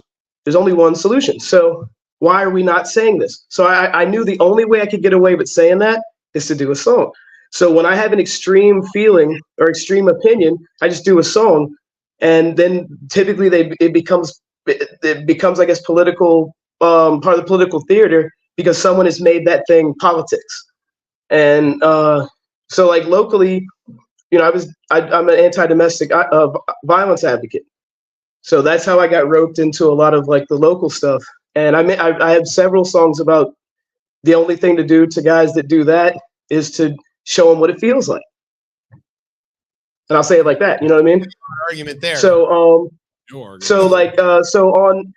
on Fall Sounds, this album specifically, sorry to preface it with all that, but for Fall Sounds, Ryan and I from Man Bites Dog actually collaborated on a lot of the topics. And so I would bring up something, you know, I listen to a beat, if it evoked a certain feeling, it's like, where's that feeling take me? So if it makes me feel like, oh, there's a sadness here, well, what's sad to talk about that most people haven't? You know me, Mike, I hate talking about what someone else has done. I absolutely hate it. Or if I'm going to do it, like if Logic's going to do the "Don't Kill Yourself, Suicide Sucks" song, I'm going to do the song with the gun in my mouth or into my head saying, this is what it feels like right before I do it. Because everybody placates around how people feel before they're going to take their life. It's not fun. It's not pretty. It's not, hey, call me before you want to do it. Hey, I'll give you a hug. You know what I mean? That's not what it is. Everybody pretends like you can hand them a fucking stuffed animal and it's going to save somebody's life. So I did a song about suicide. And I made the video footage of Bud. It's called Bud Dwyer. If anybody knows the story of Bud Dwyer, he was a county, I'll make you look it up. But anyway, this guy killed himself live. He was about to face charges and he killed himself live. So his reason for suicide was different, but it's still suicide. And I knew nobody would know the title unless they knew that part of culture. So it would invoke thought to people that didn't care, blah, blah, blah. They look it up. And that video almost got me kicked off of Facebook or YouTube because I didn't know it was a banned video. Shout out to Megatron Meta for making the wildest video I've ever seen in my life. But I approached it that way for that reason. So I don't want to give too much away, I guess, on Fall Sounds, but it's not super political. But there's a lot of referential stuff, you know, like you know what I mean? This song though, now this is a thing. This is not the next song that we're going to premiere. That's a different story. Which I assume whenever you want to preface that song, then we can tell that story. So that's what we're about to get to right now. Before we tell the story of Skull of a Skeleton, which I haven't even actually heard. I got the link and I purposefully didn't listen to it beforehand so that I could get the full experience. You want it brand new? Yeah, you want to feel premiere for me right too. Then. You know, it's it dropped today. World premiere. Where can people get the music? Where can people get it? Can they get this one on Bandcamp yet or no? Yeah, you know, I got to double check with Ryan. I think so. The record's going to be out. The whole thing's going to be out in like a week and a half after we drop the next video. Excuse me. But we just made the decision to not do merch. Like we decided to change the things. So when you tell Bandcamp and all these places to do different stuff, after telling it to do that thing for like a while, some things happen faster than others. Does that make sense? If you've ever uploaded music, you know what I'm talking about. It's like, I hate to sound so ambiguous and like mysterious because it's not. There's no allure. The fourth wall is taken down. Like this shit, sometimes it's all based on like something rendering, you know? So Yeah. I do believe you can go get it now. If you can't, obviously watch the video on YouTube. It's on the Man Bites Dog page. The whole project will be on the Man Bites Dog records page. Obviously, I have my own stuff, but I want to stick to the script. You know what I'm saying, on that one. That's Man Bites Dog. I'm sure people can know how to spell it. There's be links here and there. But yeah, that I'm assuming the song is live now. So And it'll be on DSPs. I decided to stream this one because all that shit's dying anyway. So I decided to stream this project. So before we get to it, quick special shout out to a few folks. Shout out to Bandcamp, which might not exist in a little while, which is dreadfully sad, because if you are a music lover and you are somebody who wants to make sure that the artists that you like get paid, Bandcamp was the way to do it. I try to buy all of my records for artists that I support through there, because that's how they get the money. And I don't really do the streaming thing very well. I like actual physical copies or digital downloads.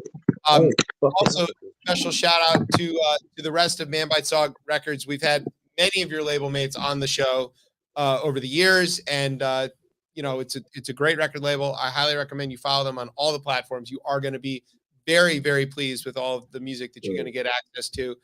And the warnings, or not warnings, whatever, notifications that you get. Hey, new stuff's coming out. Not a warning.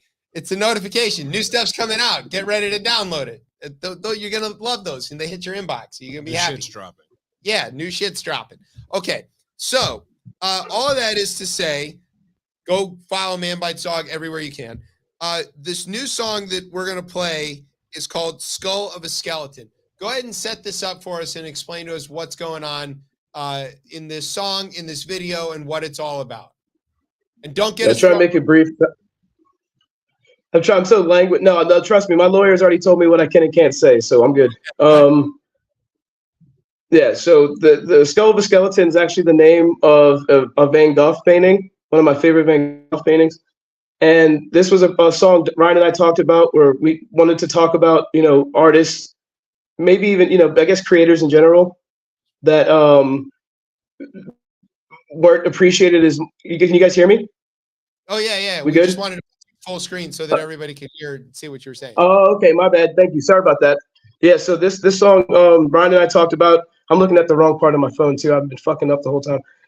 We wanted to talk about like artists and creators that aren't appreciated during their lifetime, basically, and like people that aren't appreciated during their lifetime, but then like revered in their passing, or like have great reverence by people like generations and centuries later.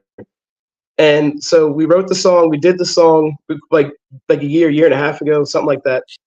And we decided to shoot videos in August, like late mid 26, 27, something like that. So I tried to shoot like a video for every song.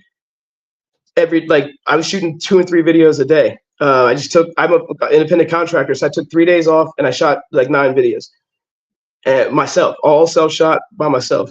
And so I decided I'm gonna listen to each song, write down my ideas, and I'm gonna do it. Rico James, shout out to Rico James. He made every one of these random folders full of video, like files, into a video.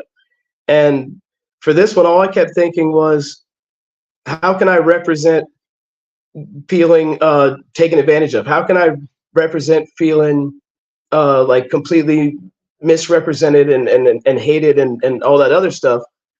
And but my work being utilized every day and revered, and I think I know. So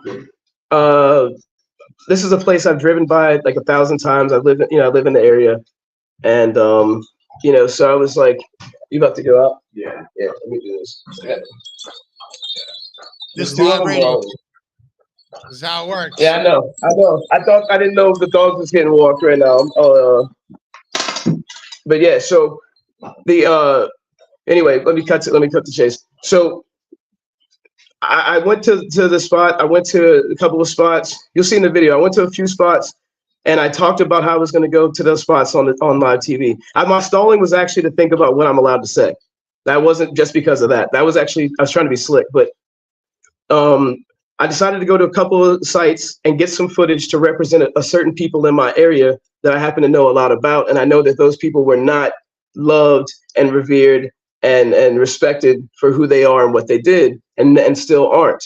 And their memories are desecrated and things like that. So I went and shot some footage, and then I posted about shooting that footage and made a reference to a Public Enemy song. And on my birthday, I was incarcerated for a Class 5 felony. I think Anyway, would be proud to hear that. So, and then I got out of jail, and my court date is November the 1st. So I decided to go ahead and make sure the video was out, just to save myself even having to go on my phone and prove that I shot footage for a video, so I could just play the video in court now. Besides the fact that we all can just get to enjoy it, and the song, is and all that.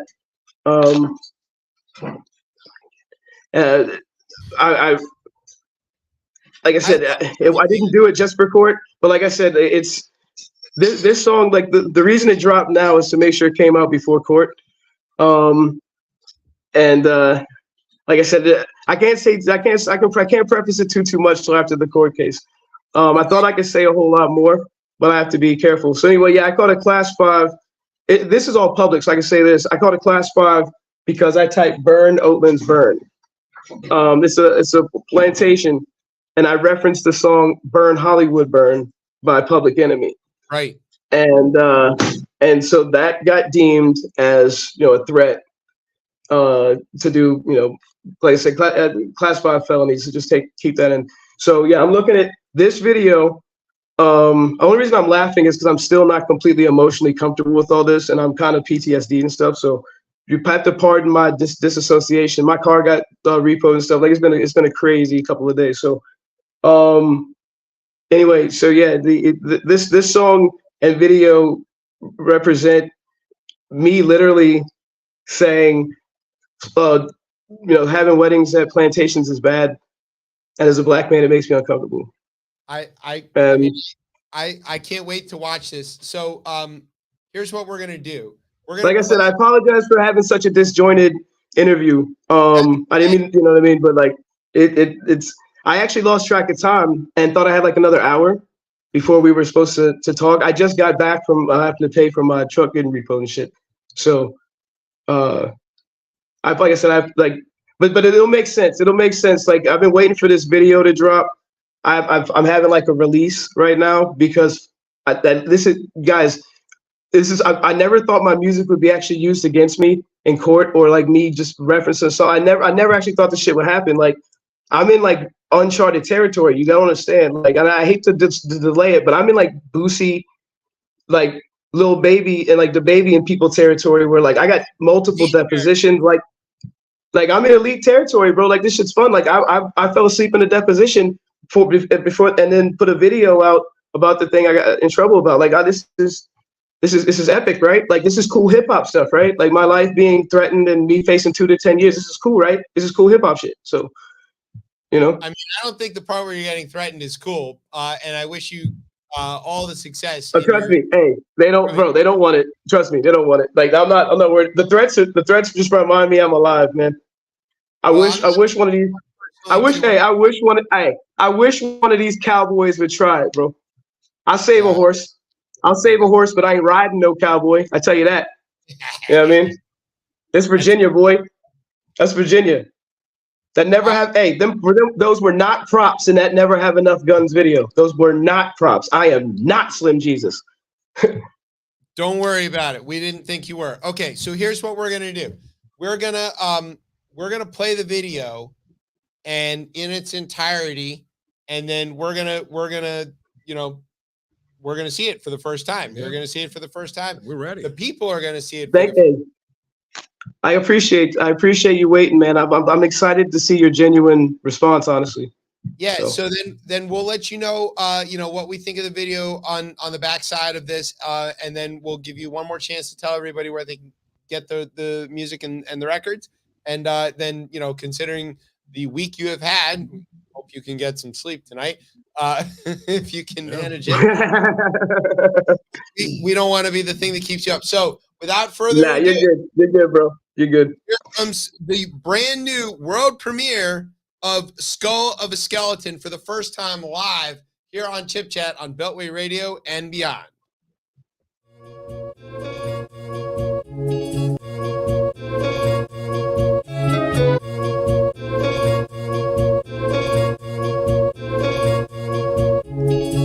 If I die that night, let this be my benediction. Dig a shallow ditch, coat my coffin with my cynicism. Roam the earth, piss poor, priceless when they get to miss them.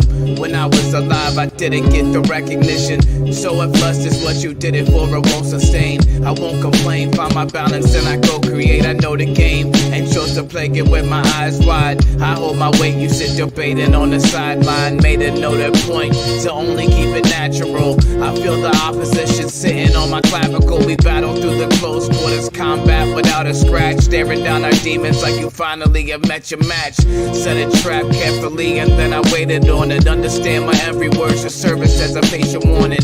Hate performing miracles for these ingrates that marvel at the spectacle and beg you for a rebate. Never played it safe with an ordinance. Mutilate my face for the audience. The enemies that curse me will call us friends. Never knew I truly gave my all to them. Never played it safe with an ordinance. Mutilate my face for the audience. The enemies that curse me will call us friends. Never knew I truly gave my all to them.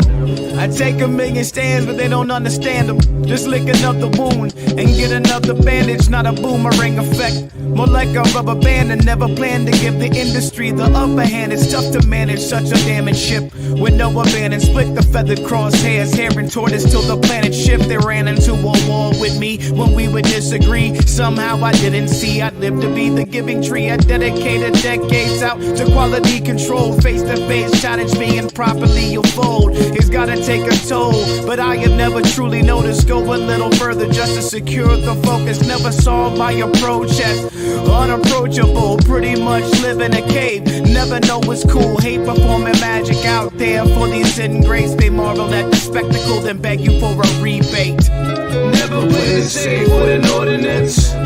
Mutilate my face for the audience. The enemies that curse me will call us friends. Never knew I truly gave my all to them. Never played it safe with an ordinance. Mutilate my face for the audience. The enemies that curse me will call us friends. Never knew I truly gave my all to them. Never played it safe with an ordinance. Mutilate my face for the audience. The enemies that curse me will call us friends. Never knew I truly gave it.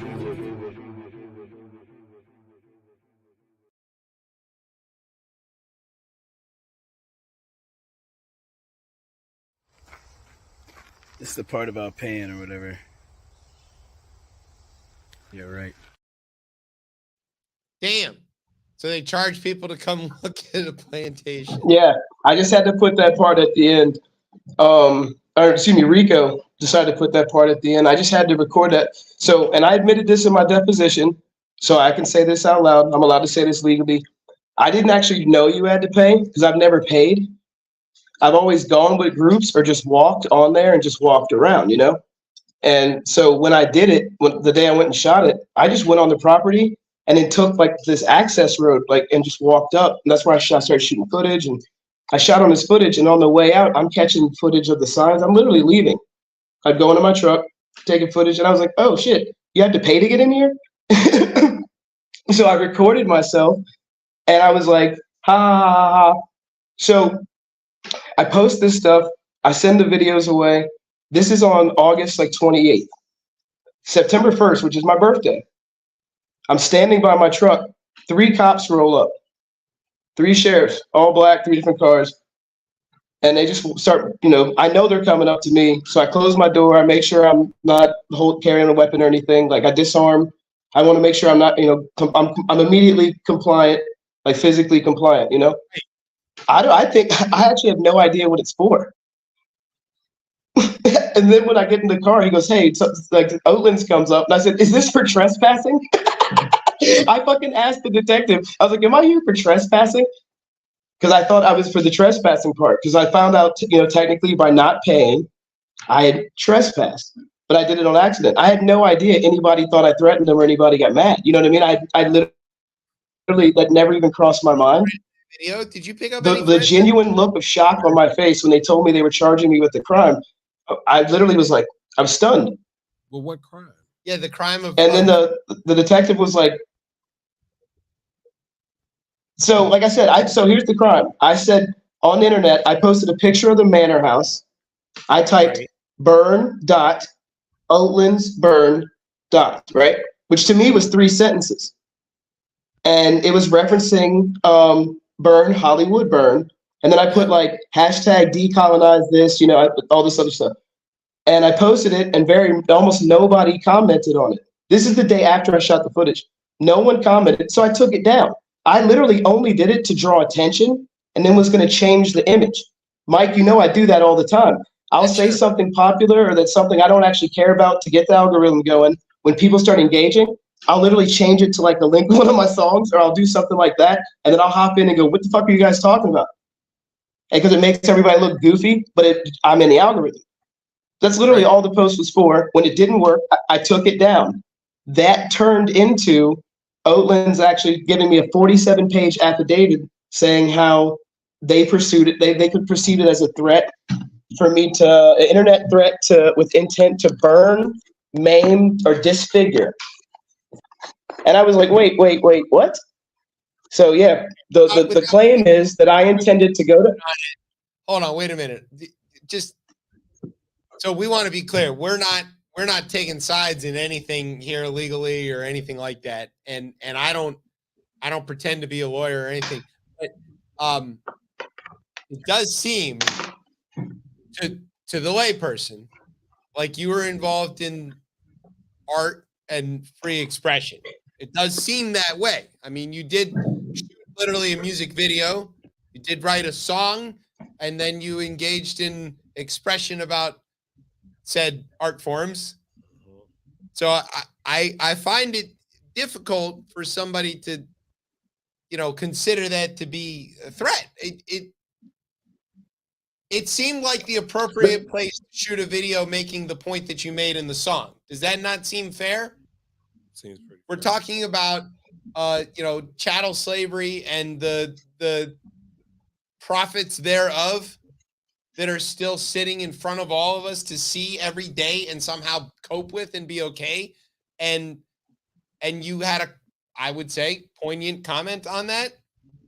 And then you shot a video about that poignant comment. And I guess the beneficiaries of that despicable crime felt aggrieved. Am I mostly getting that right? That's actually only part of it. So the other part of it is people were being no. You have to. It gets better. It gets better. Apparently, because I've had public disdain for this place, and it's grown and escalated over the years. They believed that my words were literal, and if they weren't literal at the time, I was working up to it, an escalation quickly that would result in damage and or casualties.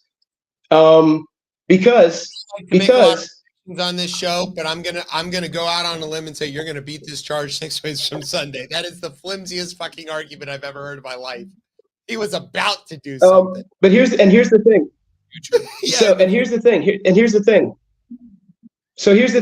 thing. Like I said, it gets better. If you just think about the metrics of this, right?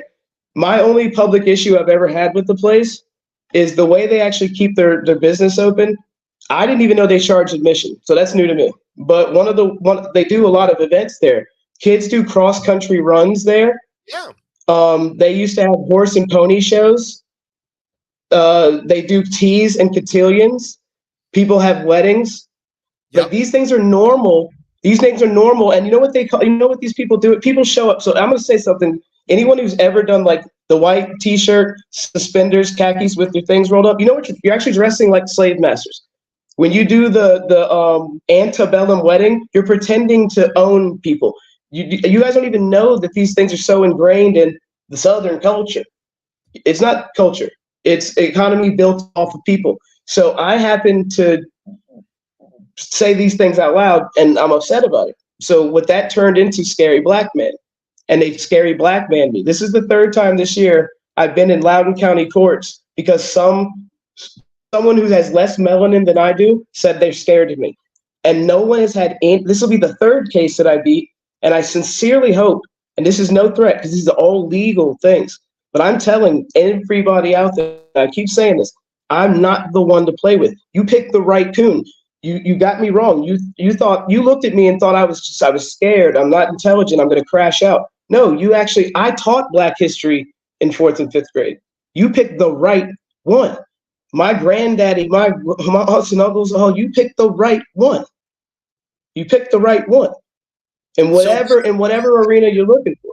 When are we going to have a And party? the thing is, I'm going. So after I beat this case, I assume I won't have any more.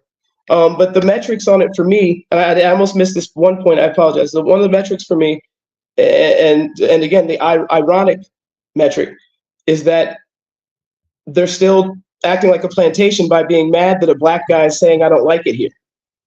It seems pretty, yeah. I mean, it's very clear that I mean, they have an opportunity here to do the right thing and say, you know what, this is not a big deal, and this guy's got a point. And matter of fact, why don't we engage with the community and see what it is we've done wrong here, what we're misrepresenting, and all that.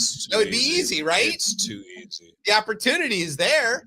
Here you've got somebody who cares about the cause, who knows about the area, who has some of the details of it. You could just as easily engage and say, look, the community has a responsibility to educate itself and to know about these. So there's actually, I don't know, there's a part of my discovery I can't talk about right now, that the irony of what you just said, you guys don't even understand. There's actually like stuff I can't say that makes the case less frivolous.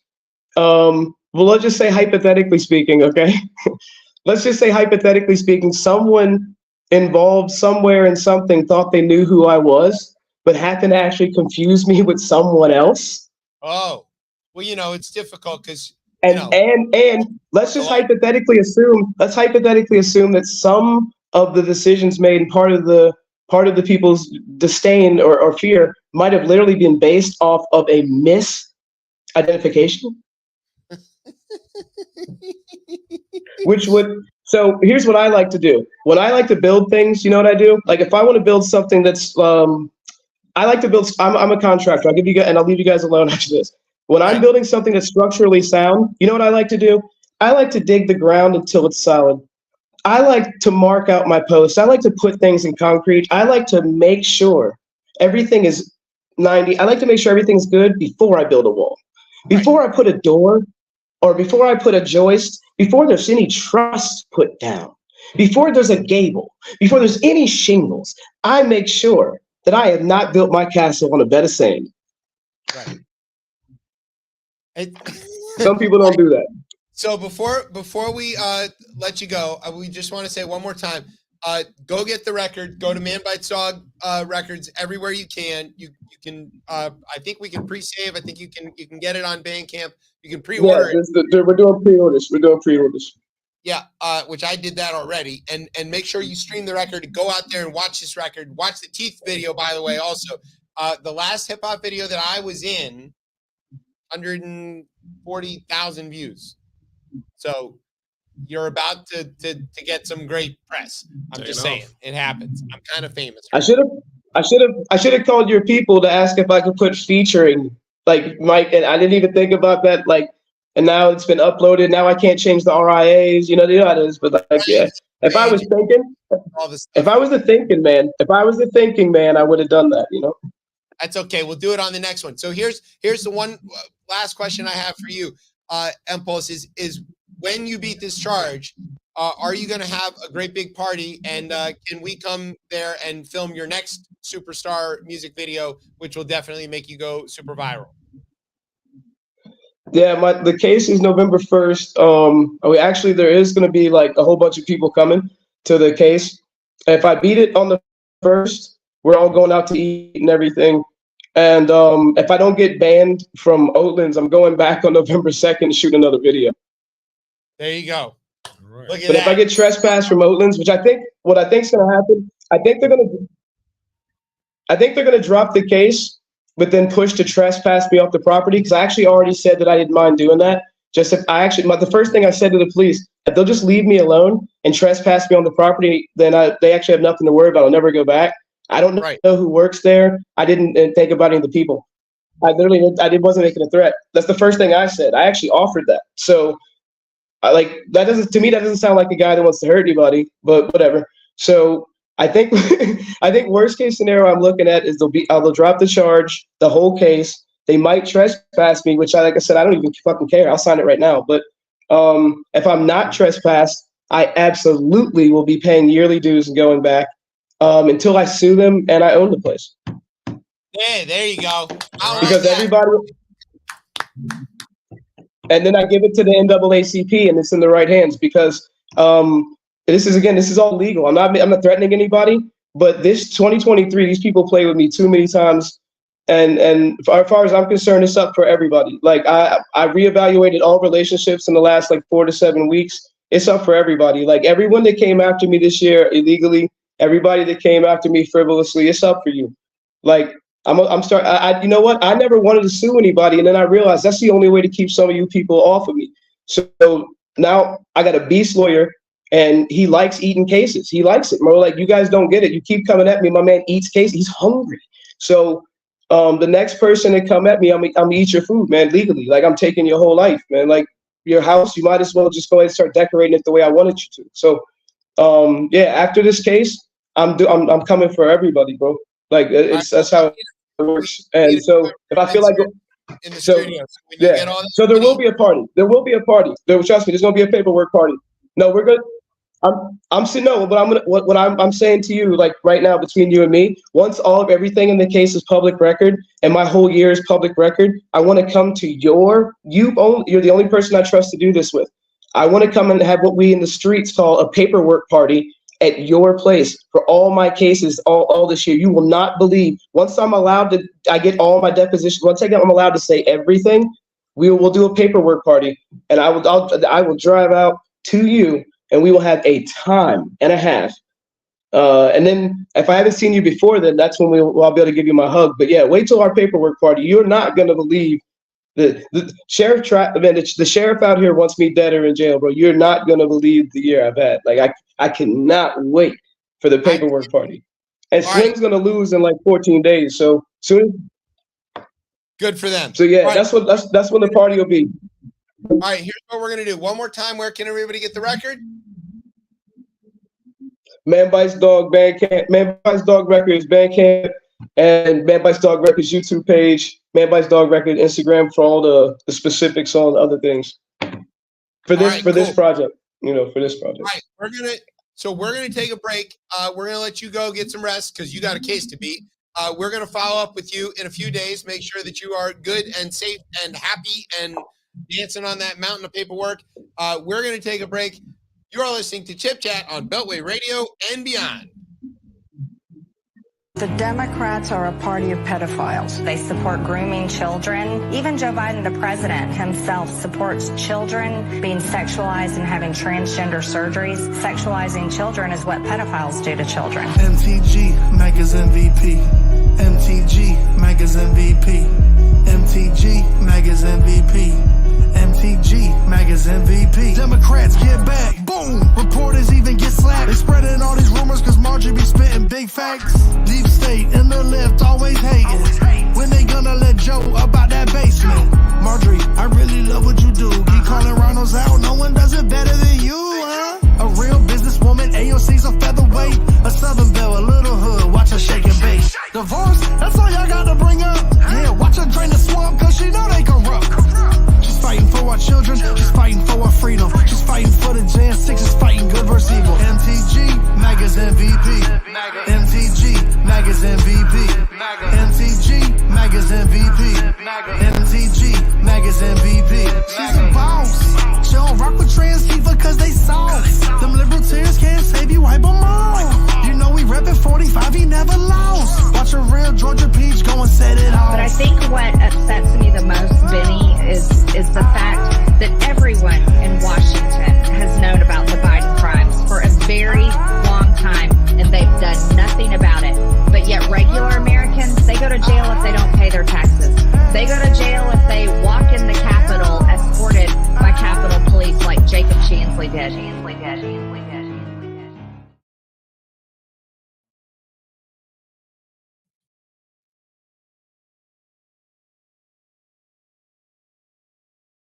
I'm sick of all these witches and warlocks. You're full of shit. Pumpkin possums. I'm sick of it. You keep interrupting me. And all of it's lies.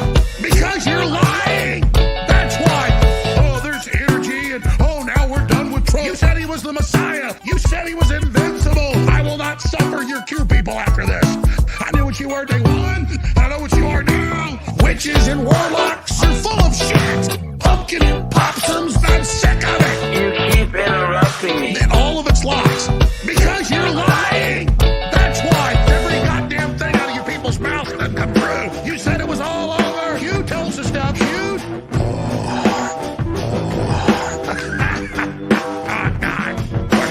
Witches and warlocks, you're full of shit. Pumpkin possums, I'm sick of it. You keep interrupting me. And all of it's lies. Because you're lying. That's why.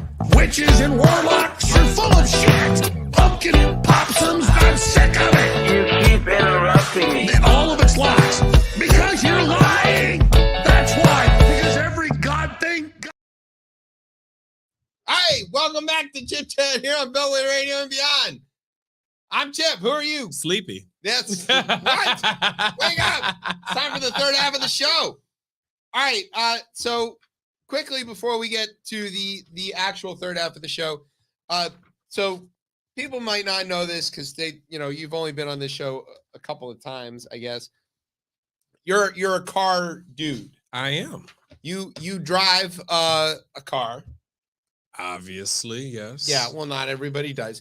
But you're somebody who pays a lot of attention to cars. I do. You read a lot of the automotive press. I do. You like to drive really fast. Not necessarily sometimes. In case maybe cops a are little listening. bit. Yeah. But you're well versed, let's just say. I am. Okay, so this week there was a bit of big news, right? The UAW's been on strike for all three automakers, big three automakers. Since GM, Ford, and what are they calling themselves now? Fiat? No, they're not calling themselves Stellantis. Stellantis. Yes, Stellantis. Okay. And that's for Americans. That's Dodge, Jeep, and Chrysler. It's Chrysler Dodge. still exist? They are hanging on by not even a thread. They make the minivan, That's it. the Pacifica, right? That's it. They don't even have the 200s and the 300s anymore? The 200 died back in 2017. And the 300? The 300 dies at the end of this year. Okay. So they only making minivans. They're only making minivans. They're supposed to have an electric vehicle that's supposed to debut at the Because end their of 24. their minivan's already a hybrid. It is a hybrid. They have a plug-in hybrid, and they also have just the regular gasoline version, but they are literally just hanging on by minivans. So Dodge is still making cars. Dodge is still making cars, but the Challenger, the Charger, is dead at the end of this year. And that's been like big news. So the new Charger is supposed to be an all-electric vehicle. But It's called a Charger. It should be electric. But now there's no. But now there's talks of supercharged V6. Now look, you're as a car guy, I'm just gonna ask, what would you like to drive an electric car? I'm not interested in an electric car. Yeah, I didn't think you were. No, not at all. Would you? Well, okay, we could get into that for days. However, the big news is that Ford, the maker of the agreement, electric SUV Mustang, which is an interesting sentence to say. It's more of a station wagon, but I mean, listen. Idris Elba drives it apparently in the commercials. He does. Okay, so Ford reached a deal with the UAW, which affected 45,000 people. That's a lot of people. That is a lot of people. This seems to be something that is good. We shall see. It's a tentative agreement. It hasn't been voted on yet, but they're all going back to work tomorrow. They're all going back to work tomorrow. One of the interesting pieces that I found in it is that the contractors are going to get increases. They're going to get this like crazy. Well, they said they're going to get more in this increase than they had in the last 20-something years. 150%. Yeah. So hey, look, the automakers have made record profits Billions. since UAW took the concessions, basically sat on their own earnings in 2008 and 2010, in the bailouts, and they said, look, they forwent all the cost of living increases for like a decade. So this agreement actually is the first major agreement that they've had since 2007. Right. So it's a huge deal. And does this now put pressure on Chevy and Chrysler to get in line? So this basically writes like the agreement for them. They're They're basically doing their this, homework. right? They cannot not do this. Yeah, because if they don't, then UAW is going to hold them on strike, and everybody's going to be able to buy Fords, and nobody's going to be able to buy Chevys. Basically, yeah. Yeah. So they're gonna have to get in line. Now, some people have been critical, and they said, "Well, look, the UAW went out and said they wanted a 40% increase. They only got a 20-something% increase." And it's like, well, they didn't actually expect to get 40. They knew that they were going to start high and then kind of bargain their way down. What about this tiered system though? Like that was a big deal, right? Because during the bailouts, the UAW agreed to a tiered system where the newer employees would come in making less and earn less over time than the old school legacy employees. I mean, so that's kind of been a weird approach that they've taken, which all of the automakers have taken, that they will pay less for everyone coming in versus it's kind of like any business. Yeah. You have the older senior employees that are making a shit ton of money, and then you have the newer ones that are coming in. So they're doing the same job. They're doing the exact same job. So that's not how things work. But in America, everything is cut costs, increase revenue, less people. It sounds like the UAW made a lot of concessions to give the automakers that opportunity to do so, and now the automakers are being greedy and not wanting to give any of that money back. They're doing just what American companies do. Well, yeah, I don't expect capital to all of a sudden support labor, but I am proud to see labor making progress. But I'm always suspicious when these agreements are made, because that means something else is going to happen. Like what? You don't just make more cars? No, you don't as a company agree to these type of increases and say, you know what, fuck it, I'm just going to go ahead and just pay everyone more money. Yeah, no, they agreed to it under duress, and they agreed to it under duress. In if they didn't agree to it, they were going to make no money. They're going to make no money, but there is some type. Trust me, within the next 2 years, is going to be some type of massive change. Well, the big thing that the UAW got in the Ford agreement that has never been earned before is the ability to strike over plant closures. Yes. So let's say you work at the Ford plant that makes Broncos. Yes. And they are about to shut. It's located right outside Detroit. That's true. That's why I picked it. And you find out that they're about to cut production or close the plant that makes, I don't know, the Mavericks. Which is a hot selling vehicle. Yeah, but it's a dumb little truck. It's not a dumb little truck. It is a hybrid, and it is very efficient, and it does what it needs to do. It's not a truck. I don't like it. Whatever. Okay, so you find out your buddy who works on the Maverick line is about to lose his job. Yes. You over at Bronco Land could be like, that's it. We're striking until you protect his job. Fair. That's economically not viable, but it does mean that you've got the company by the balls. That Ford agreed to it must have meant that they were really desperate to get back into production. And that this stand-up strike thing that the UAW figured out this time, it wasn't just like, we're going to shut down everything all at once. It was targeted, specific. We're going to shut this, then we're going to shut that. We're going to turn up the pressure as it goes. So they shut down specific hot-selling vehicle lines. Yeah, and they did it in ways that, like, part suppliers were less affected and other kinds of, like, it was pretty brilliant. I've never seen labor move like this, and I love seeing that. They were very strategic about it. I think it's great. Speaking of great things, here's a new segment. It's not a new segment. It's a recurring segment. It's called Stupid Republican Trends. Oh, here we go. Okay. Now, the former guy, he's in a lot of legal hot water, as we've talked about, right? All of his dominoes are falling. Everybody's flipping. Yes. Yeah. Well, he's in other hot water because he's in many, many, many legal challenges. So on Monday, he filed like 900 briefs trying to get out of all of these things. And these are some of these wild things. Most of them landed minutes before the midnight deadline. Lawyers for Trump claimed that he was a victim of political persecution by the Biden administration. They called the charges against Trump legally defective and vague, which is exactly how most people describe the Trump administration, and said the indictment should not link him to the violence of the January 6th. This is just about that one indictment where he fomented an insurrection. You should not link him to the January 6th attack because he is not charged with inciting that particular riot. Quote, because the government has not charged President Trump with responsibility for the actions at the Capitol on January 6th, allegations related to those actions are not relevant and are prejudicial and inflammatory. Therefore, the court should strike these allegations from the indictment, wrote nominally defense attorney Todd Blanchett, John Lauro, and Emil Bove. And who are these people? Some made up shit. Are they actually lawyers? Maybe. I don't know. Quote, the indictment must be dismissed because it seeks to criminalize core political speech and advocacy that lies at the heart of the First Amendment.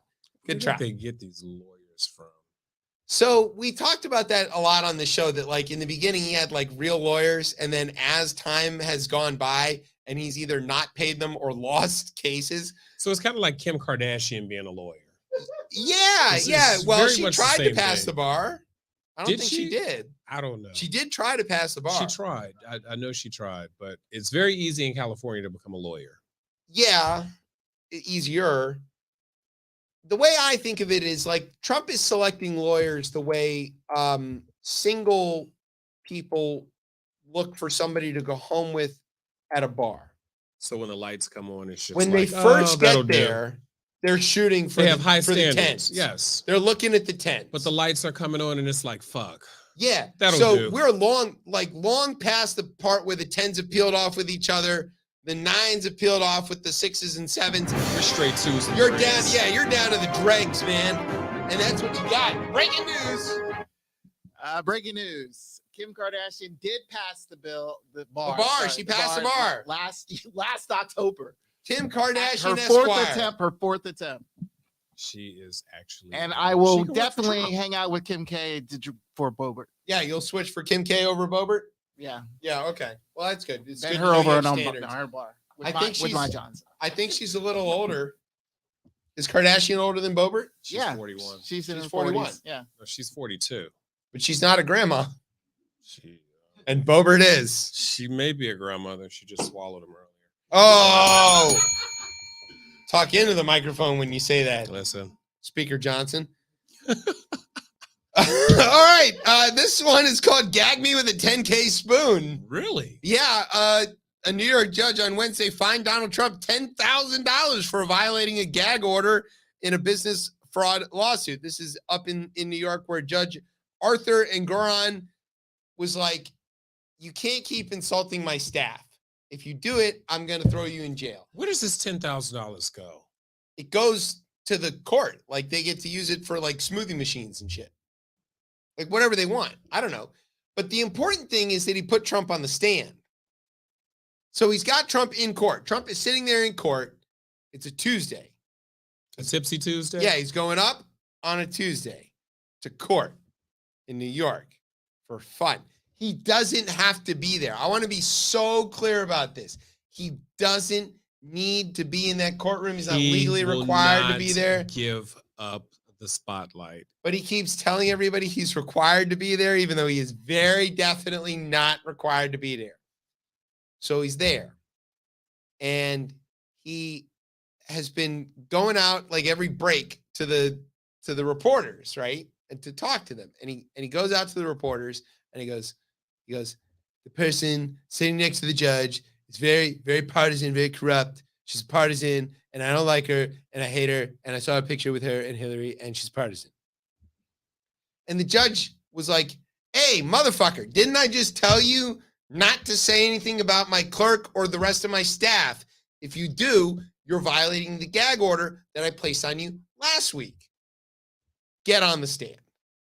So he puts him on the stand and he goes, who were you talking about when you said the person next to me is partisan? And he goes, I was talking about Michael Cohen. He's really partisan. Nobody likes him. I've never even heard of him. He was only my lawyer for like 20 years. Never heard of him. And the judge is like, no.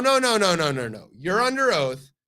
Who were you talking about? Were you talking about my clerk? Never heard of a clerk. I don't know what a clerk is. You're a clerk. And then the judge is like, I'm not buying it. 10 grand. If you do it again, I'm going to throw you in fucking jail. Too funny. So Trump goes and sits back down. And his lawyers hurl some ridiculous motion. How do you know that he was talking about your person, your clerk, and not Michael Cohen or whatever? And the judge is like, I'm very protective of my staff, as I believe I should be. I don't want anybody killed, which he's very legit about, because Trump's people keep trying to kill people, like Pence. And he goes, if you do it again, it's going to be worse. Haba and the other Trump attorneys argue that Trump was clearly talking about Michael Cohen in his out-of-court comments, noting that reporters in the hallway were asking for Trump's response to Cohen's appearance in unrelated political events, not about any court personnel. After the dust-up over the gag order, Trump's lawyers made a long-shot request for the judge to cut the trial short and issue a directed verdict, but the judge rejected the motion. With that, Trump got up and stormed out of the courtroom muttering, I'm leaving, because he doesn't have to be there. What a fucking baby. He could have just wrote me a check for 10 grand. You? Me? He can't write you a check for 10 grand. He doesn't have 10 grand. Impulse is better at being in court than this fucking guy. Like, what the hell, man? We're going to skip the bit where Virginia got a huge pile of money from the infrastructure law to upgrade our electrical grid that the governor, Glenn Youngkin, definitely took credit for, despite railing against the infrastructure law. But our two Democratic senators, Timmy and Mark Warner, delivered. There you go. Okay. On to the important stuff. The NCAA has a conspiracy against Michigan and all good people who support it. Oh, here we go. The facts remain that we didn't do anything wrong. And anybody who says we did, they better find some fucking proof or receipts or shut the fuck up. Go blue. That's right. On to the next conspiracy against Everton. Further evidence of the vast global conspiracy against me personally. Oh, this is going to be interesting. Let's talk about it. Yeah. So all of the teams that I root for end up having stuff happen to them that they didn't either actually do or was like perpetrated against them. Example, the Orioles were forced into a bye and lost all their momentum and therefore out of the playoffs when they should be about to be playing in the World Series on Friday. Brian, any argument? No argument there. Right. See? And Brian knows. Okay. So Michigan, definitely not stealing signs. And if they are, it's just because they're really good at their job and they know how to fake look news. Yeah. Shut up. You're part of the conspiracy. Everton, one of the most storied soccer teams in the history of English soccer, is currently, I like the picture of clearly former captain Seamus Coleman on the phone with somebody while he's on the field, and current coach Sean Dyche looking at Everton's score. I don't know who any of these people are. We're bad. We're losing. We're almost relegated, and it's only like week 7 of the season. We have until June. We're still going to lose. Everton hasn't been relegated since the 50s. Like, this shouldn't happen. We're a good, like historic team, should be fine, right? But it's not fine. Everton has lost money for the last 3 years in a row, and every year they get a waiver from the Premier League that says, look, you lost money, but we're pretty sure you'll make it back later. And not made it back. So what's next? What's going to happen is if they can't show that they can make a profit or like be fiscally responsible, they're going to get a 12-point deduction off their total points at the end of the season, which means we might be negative points. We already don't even have 10 points. And even if we win like several more games, that'll mean we're going to get relegated. So this doesn't have to happen. Premier League doesn't have to do this. They've got an independent like board investigating this or whatever. They're not that independent. And they're all run by fucking Liverpool, which is like, okay, to put this in words you might understand. Yeah, because I don't know what any of this shit means. My team is the Washington football team, except it's Everton. Okay. And Liverpool is Dallas. Okay. Okay. Or no, in your world, Liverpool is Green Bay. Oh, okay. And they have got a hold of the NFL and told them that the Bears are cheating, even when they're not. And they're trying to kick the Bears out of the NFL and into, like, I don't know, the XFL. How would you feel about that? I'd be upset. You'd be upset, right? I'd be upset. With your fake quarterback from D2. Whoa. Teabags. Whoa. Love teabags, by the way. Well, yeah, he had a great first game because nobody had Let's any move tape back on to him. your story. Okay, so in your version of this, the good guys, Everton, are being attacked by the bad guys, Liverpool, who own the league. That's the way I'm seeing this. And my neighbor, who's a big Liverpool guy, should shut up. And I don't like how much he smiles when he drives past me in the neighborhood. Is this the house I was supposed to buy? No. Yeah, maybe. Yeah, it could have been. If you had moved there, would have been fine. But you people wouldn't allow me. No, over he's there. one of you. He's one of you people too. He just happens to be a Liverpool fan. Literally the day I meet him, it's a Saturday, in soccer. I'm wearing an Everton jersey, as I often am. I see him outside on the porch. I've got a 6-pack that I've been saving to, like, go introduce myself.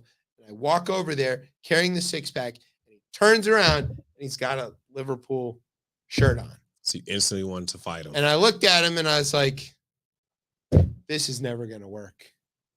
And he looks at my jersey and he goes, yeah, this is fucked. And we've been great friends since. But also, fuck Liverpool. So there you go. Part of the vast conspiracy. Speaking of vast conspiracies, the final thing we want to talk about is that Brian got us tossed off of Facebook this week. Yes, he did. What happened? So as people who watch or listen to this network know, we have shows other than Thursday night. Really? They're not as good. I know. However, one of them that is pretty good is called Real Talk Uncensored. And it goes on Monday mornings, roughly around 9 o'clock. Brian is also the producer of that show. More or less. More or less. On that show, he's also a character on that show. This week, he was, what was your name this week? Loofah? White loofah? Yeah, white loofah. The joke is that Brian is white. People who are like Brian from Family Guy? No, that Brian. I know. Yeah. People who are listening can't tell, but Brian is actually white. Yeah, it's true. And so the white man on this network, the only white guy on this network, I would point out, tanked their show. About 40 minutes into their show, Brian found a clip of a banned video that he knew was banned because when he went to go find it in the first place, he said, it's banned, I can't play it. Okay. And Kiki was like, you can find it, white man, go find it. And so Brian, diligent as he is, found the video. It was a video of a sexual assault. Yes, of a doctor doing things with his Speaker Johnson. That video. Okay, now you're gonna. So the doctor and his Speaker Johnson violated a woman who was on an operating table, and it was awful and gross. And Brian played the video. Even though it was blurred. And even though there was nothing graphic about the actual video, and our brilliant radio personalities here on Beltway Radio were markedly upset by this video. They were railing against this video. They said this person should be buried under several jails. The algorithm determined that Brian and his production of this video had violated all of the rules. So you got fired from Facebook. Yeah, we got banned for like several days until today. So you're in Facebook jail. We're out of Facebook jail now. Who bailed you out? Well, the time expired. That's how jail Bail works. bonds. Don't And you we know paid that? $10,000. Yeah, and right. And we took $10,000 out of Brian's paycheck. I have actually a very interesting note. There has been a team that lost points in the Premier League. Yeah. Would you like to guess who? Crystal Palace. No. Chelsea. Nope. Give me one more. One more. Is it a big team? Kind of, sort of, but Kind of, sort of. Okay. West Ham United. no. Portsmouth. Portsmouth. Portsmouth. They're Yes. garbage. And it was on March 2010. They became the first Premier League club to lose. They lost 9 points. That probably relegated them. Yes. So Yeah, Portsmouth sucks. Whatever. Nobody cares about Portsmouth. Brian doesn't even care enough to learn how to pronounce it. It's England. I want Sheffield Wednesday to come back or Queens Park Rangers. I miss those. QPR. Yeah, I miss. Way to go, QPR. No, we got to be. We're Palace fans now because Josh Harris owns little bits of that too. Yeah, he owes everything. Yeah, him and Magic. All right. Well, we've come to the end of the show. No. No. And we're early And we're sort of on time. because we gotta clean it. Yeah. All right. So we've come to the end of the show. We don't have music. Oh, there it is. Okay. Thanks to Daryl, MD. Yes. Thank you for filling in for Tez. Thank you for having me. I want to meet Tez one day. I've heard so much Well, about him. you can't both be here at the same time. Why not? There's 3 mics here. Yeah, but Yeah, but what? we have like I'm you have here to to be ex- a guest. I can be a guest. I am a guest. You were a guest host. And I'll be an additional guest host. All right, fine. We can come back next week. Whoa. We have to talk about logistics. You want to do this or not, buddy? Come in. All right. Tez will be back eventually, we hope. I don't know. Maybe not. Maybe this is how he quits. Next week. I feel like I'm on the Breakfast Club. Yeah, it could be. No, that guy went to jail. Or he's about to. No, he's not going into that. That's another conversation. We'll save that one for next week. Okay. Next week, we have comedian Steph Tolev. She's going to be here. She's going to be in town November 10th at the Miracle Theater. Go get those tickets now. They are not going to last long. She is killing it on Netflix. She had her own special. She did the one with Bill Burr, and she's like just absolutely one of the best. She's been on her show before. I'm gonna take credit for her meteoric rise in comedy, Just like She's everybody a real else. Kiki. as I do for everybody. And so check her out. She's gonna be back next week. She's also Canadian, so if you speak French, too bad she doesn't. All right. Impulse, thank you for joining us. We really appreciate that. Thank you for premiering your new record here and your new video. I hope you have great success in your court case. And, slavery sucks. I don't feel like that's a controversial statement. Apparently some people do. Thanks to our radio partners, ESPN, CNN, and of course, NOTN, who may or may not have kept us on the air all this time. I don't know. Thanks to our digital media meatball, Isaac Elam, and thanks to our home on the interwebs, coplaymedia.com. And thanks as always to our family here at Beltway Radio for making us sound as smooth as the House GOP caucus. All right, where can everybody get you on the social medias and stuff if they want to follow you? I_am_SlimD. There you go. And you can find me and the show on Twitter at ChipChatRR. You can find us on Facebook or Instagram at RipChipChat. And you can, of course, find us every Thursday night here on Beltway Radio and beyond. I'm Chip. That's Slim D. That's Brian. That Pulse was here. You've been listening to Chip Chat. Oh, and the Tip was here. You've been listening to Chip Chat on Beltway Radio and beyond. Sweeps!